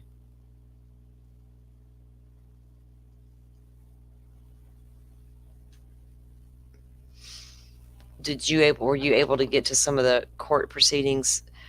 I know Joe was there for a couple. Let me go see what we were gonna... Exactly. Shadow Band. There's documents in here where they were trying to get the medications that Rick Allen was allegedly being given. There were some that the defense didn't know about that weren't normally prescribed. So we don't really even know what all he was taking once he was incarcerated. But there's a lot of the medications that you can use that can really cause a lot of issues, especially if you're not used to taking those kinds of medications. You're likely to have all kinds of reactions or say or do things. I mean, I'm not gonna sit here and say these are all false confessions because I don't know, but I do think it's highly suspicious that you have all these 61 confessions and then we find out lo and behold, these guards are wearing these patches. That makes it, it's more that, gosh. Joe, are you still with me? Joe's gonna have to drop down soon. Joe has been up like since 4 a.m. working on I'm here. hurricane relief here. stuff. Okay. I just checked the back chat and saw your message there. I'm not asleep yet, but it's going to happen soon. Yeah, we don't know what all he was on, Shadow Band. That's the thing. I don't know if they had him on antidepressants along with, other things and sleep meds. I don't know what all. We haven't seen like a meds list come out with I know the defense was requesting all of that, but they're not going to say if you were giving him things you shouldn't have been, you're not going to document it. Because I know they pass out meds in the facilities. Now, I don't know about prison. I know that in our county jail, they pass out meds or whatever. I have med call, what that girl say it was, med call. And so, you get up and you go take your meds, and there's like, it has to be documented or whatever. And they're like, she said they make you open your mouth to make sure you swallowed your meds or whatever. So I'm assuming the prisons has the same kind of protocol. Like if you get prescription meds in prison, they're going to know when they were given and all that during med pass out time. So I would be curious to see if they had that type of list with him, what all he was being given. But it doesn't all have to be listed either. You could be doing things that no one knows about, especially if you're trying to make a man go crazy. You could easily give him medications that aren't going to be listed or talked about. So I'm going to be waiting on the judge to finish making decisions on these experts and stuff, because we're just a week away from trial, and we're not going to be able to cover the trial daily because we don't get cameras. We all know that by now. We don't even know if we're going to get transcripts. I doubt they'll come at the end of the day. They're not going to have time for all that. Like with the Lori Vallow trial, we got audio at the end of the day because she didn't want hers televised, and the judge agreed and let her have her way with that. So we got audio at the end of the day. So everybody was up all night reviewing the trial, but we're not even going to get the audio with this case. So it's going to be a minute before we even get to getting transcripts from the trial. So we will be relying on people who attend the trial. The media that's allowed in, the other people who are allowed in to go and watch, their notes they're taking, a memory recall, all the different things. Joe, I think, is planning to try to attend as much as possible so we can get some updates from him. There are a couple of good, I think Hidden True Crime plans to attend. I think Bob Mata is attending. I'm not sure who all else is going to actually be there either. But I know that during the Vallow trial, Hidden True Crime, she would come out during the lunch break and would go live and stream updates. And she plans to do that as well with the Delphi trial. And that is Hidden True Crime podcast over here on YouTube, guys. I don't have the link right offhand to drop it, but they do a pretty good job at covering the trials. So hopefully they can get some good information out as well. It's hard to run with secondhand, right? Well, you have to rely on what you rely on. So I try to be not picky about where I get the information from, but I want, I've taken a little bit of everybody's take on it, because everybody might see things a little bit differently. It's going to be hard to keep up with notes. Could you imagine sitting in the courtroom, though? No. I guess. No, I can't imagine. But we'll find I'm out. thinking about it. If they call up a particular witness, you could take a note on just that witness. So maybe it wouldn't. You can have a little more time. Like the hearings are kind of quickly moving along, but in the trial, you get a witness on the stand. You may have a little more time to make your notes a little more thorough. I don't know. I was just thinking to myself how I would do that, or how I would try to do it. Yeah, the notes are huge. 85 pages of notes. And sometimes I don't even know what my own notes mean. I'll be like, what the hell did I mean there? Like, it's insane. But we got to do the best we can, with it. I hope that Doug Carter decides to get up and explain to all of us how those two pictures merged together. Young guy, old guy, Not gonna happen. young guy. Not Oh, gonna come happen. on. She didn't say we can't come in there and ask him about that merging. Okay, I will stand up on day one and I will say, Judge Gold, please call to the stand Doug That's Carter right. That's and right. make him Salty has a explain question. how these two sketches are the same person. Please make him explain. That's Make day it make one. sense. Yeah, you don't let nothing else happen in this case. We're about to hear a whole prosecution side and barely any defense over here, but I need Doug Carter to get up there and explain himself. He has said and done a lot. God, just the multiple interviews that man's given, right? Tons of press conferences, multiple interviews where he just says bizarre things. It makes you wonder if, there's evil behind those eyes almost. Yep. They kind of, It doesn't they're, make sense. yes. Please make it make sense. Make it make sense. That's all I want. Yeah, Holman's got a lot to answer for. His memory recall is so bad that I can't even with that guy. And I've been I'm reading something here real quick, guys. I wanted to see if there was another document we needed to go over that pertains to what we're talking about. Let me look real quick. Oh, I'm clicking the wrong thing. Duh. Okay.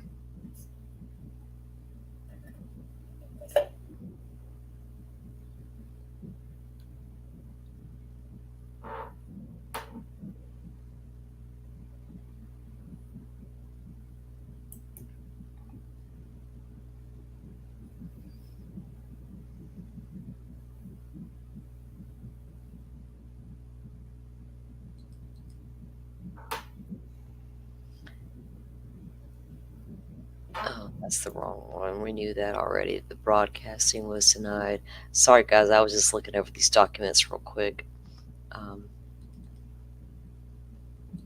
If I could click that damn right one, I need to get that list back. Since I switched computers, my list got all messed up, and I couldn't get nothing to go back the way I wanted it to. I was so, like, it took me a while to get all my stuff straight to begin with, and then it's like scattery now.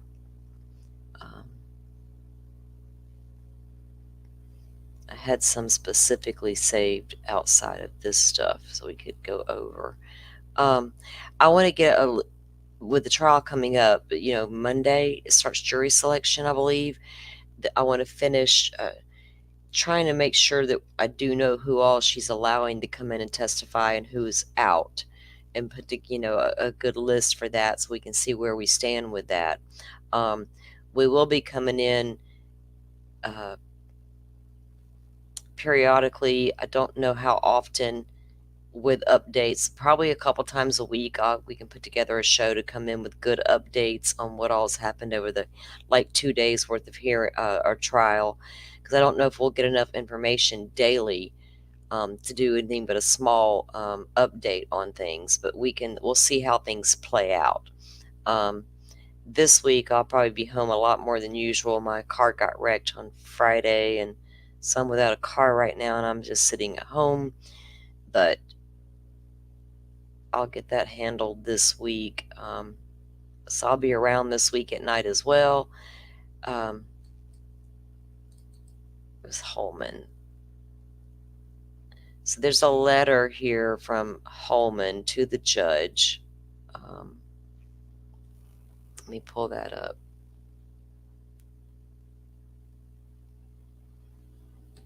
Yeah, I've got almost all the documents. I just need to figure out which ones I want to share and talk. And Joe has the transcripts from the 3 days worth of hearings, and there's some particular testimony I wanted to talk about and go over. So I need to get with Joe to specifically to get the what we wanted to talk about. Joe, if you can still hear me, Cecil's testimony. Was Cecil the phone expert?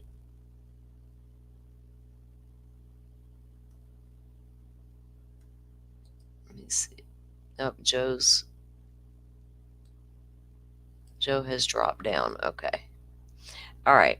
So I'm going to go over this. If you guys can see that, let me pull this down where I can keep up here. Okay.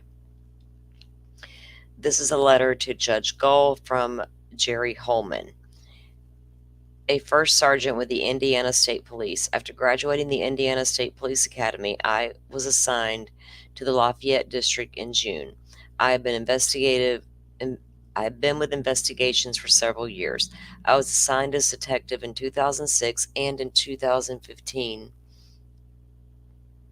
or 2015. I was promoted to sergeant of investigations. As the investigations squad sergeant, I supervised the detectives' day-to-day activities. In 2016, I was promoted to first sergeant and assigned as a district investigative commander as a DIC. And I review and manage all criminal investigations at the Lafayette District. I responded to the Abby and Libby investigation to assist the Carroll County Sheriff's Department and continue to assist with the management of investigation. It's my professional opinion that the probable cause affidavit should remain confidential. There are many reasons for this. One reason is that the investigation is ongoing and fluid. New information comes in daily. All this information needs to be protected. By keeping the probable cause confidential, this will let individuals know they are protected and can share freely without worry of retaliation.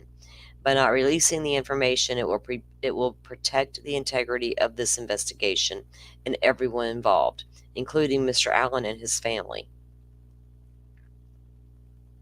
What individuals was he talking about? Because there's none listed in that probable cause. Additional confidentiality will help ensure that witnesses are not harassed by the media and social media. This is a nationally known investigation has been the center of so many news stories. The interest in this investigation is widespread. Many well-meaning people have numerous questions about the investigation. Yes, we do, sir. Due to the many questions those well-meaning people have had in the past, many false accusations and information has been put out in the public, which has caused issues for innocent people. This also causes problems for investigators with trying to investigate the facts. The media and social media outlets have posted side-by-side photos of innocent people who have adversely affected their lives. I'm concerned they will do the same to our witnesses. Mr. Allen and their families, or to Mr. Allen and his families, their families, this could be a heavy mental burden on them to be interrogated by so many, i.e. news, media, bloggers, social media groups, and general public. The physical safety of others is important to us as well.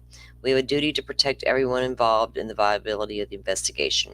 Now, that was before they unsealed the probable cause, because it was sealed in the beginning. Now, the only witnesses, there are none.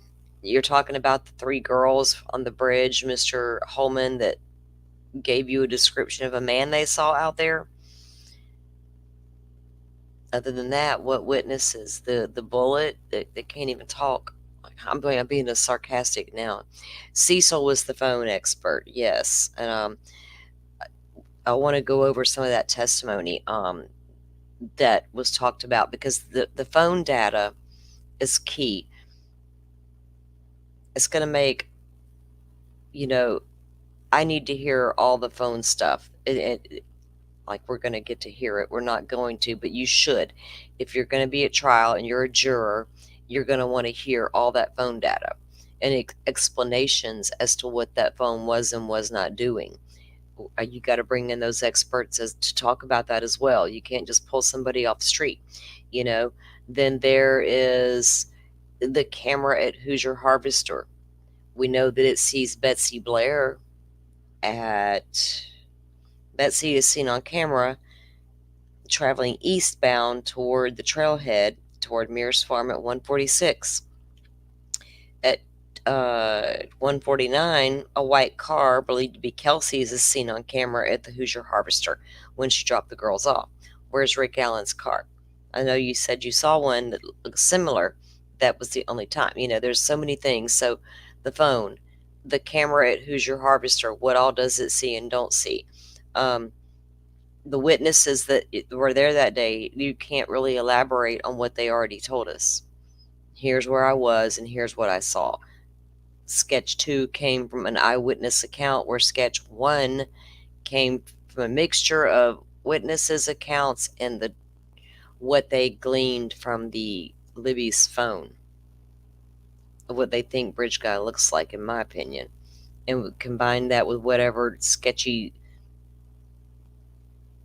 sketches they came up with. Okay. There's so much more going on with that phone data to come. Well, I hope so. So we know that the phone was off, and under Libby, or was it Abby? It was inside the shoe under one of the girls. And then there's reports that the phone came back on at 4:30 a.m. And when it did, all the flood of text messages came through where everybody had been trying to reach her throughout the night to see if they were okay. What caused that to happen? What would cause the phone to come back on like that? I've seen a few explanations out there, but they're not from experts. You know what I mean? Yes, from the 13th, and there's new extractions done. Um, God, they did testing on that phone again in what, 2019? 2017 was the first batch of testing. And they came up, and they knew the Keegan Klein account and all that was on there. The Snapchat video and the phone, the picture they sent. Yeah, it was in the shoe.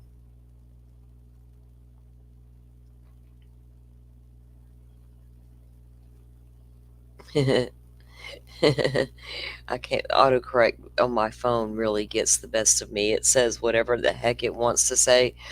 And it's not till I post something that I realized it said a completely different word than what I meant to say. I'm like, well, that'll make me look real stupid, you autocorrect thing. Not real bright, are you? I talk to my phone. I talk to my GPS girl. Um, there's a lot. I think the phone data is a really big deal. As far as movements even go, what time that phone went off originally, what time it came back on. There's just a lot of this expert stuff. So I'm really looking forward to finding, because you always get your witness lists, before trial. The witness lists have to be in because each side has to approve the witnesses. So they've got this week to figure this out, right? To get these witnesses down pat, who's allowed in and who's allowed out. I just don't think a judge should make a determination as who's allowed in or out, especially if they have good credentials. Now, if you want to bring in somebody you met at the diner, had a good conversation with that might be informative, that's not a good witness. That's not like, a certified witness, an expert in their field. I need to hear from someone like that. So, I don't know. We got to see what the judge ends up doing and letting in, letting out. So many questions. So many questions. I do plan to hold another live because there's some very specific things we need to go I want to go through that I need to make sure I've got together to present, to do it the correct way. I just kind of wanted to touch base with everybody tonight and get a little bit of a feel for where everybody stood. Kind of go over a little bit about Click's arrest, and how that's a little odd timing, and knowing that McClellan wanted his training records and already stated that he expects to find something in there, Brady Giglio stuff, and lo and behold, now we have Click arrested, for fraud and forgery. It's like, oh, come on, what else could we take in this case? So we'll see. But I'm gonna end it here. We're just over 3 hours in. I appreciate everybody coming in and listening to the document read and listening to the stuff we presented. Sorry, I got sidetracked. I was looking at a comment real quick. But I do appreciate you coming in. We will be setting up another live as soon as we can. I'll get with Joe and see when he can get something. I'll be home all week, so I might go live again tomorrow night. We'll see. I'll let you know for sure. It depends on how tomorrow goes. But anyway, I'm going to end it now. And again, Butterfly, thanks for coming in and doing a great job on modding for us and getting links dropped that we need. Thanks everyone for coming in and watching. Those of you who have been commenting, I appreciate that because we love to hear what you guys think, and have those conversations with you about the case and how we feel about it. It's an important part, being part of the community. Yeah, well, thanks for coming in, True Great Crime, and Butterfly there, dropping all the links. There's Joe's link as well. Joe doesn't have a lot of content right now, but he is working on content, and he will be streaming hopefully soon. He'll have some shows kicking off for us, and give us some more stuff to listen to. And I'll be hopefully in a position very, very soon where I can start going live more. Life kind of gets in the way sometimes, and I get super busy, but I am here. I do try to post to the community tab regularly on different cases we're following and following up on. So keep an eye out there for updates on. Well, thank you, True Grit. I appreciate the subbing. Like I said, I do try to post to the community tab throughout the day on different things, cases we're following, and bringing you guys updates there as well, and get to these lives as when we can. So appreciate you guys coming in, and we'll be doing it again very, very soon. Have a good night. Thank you.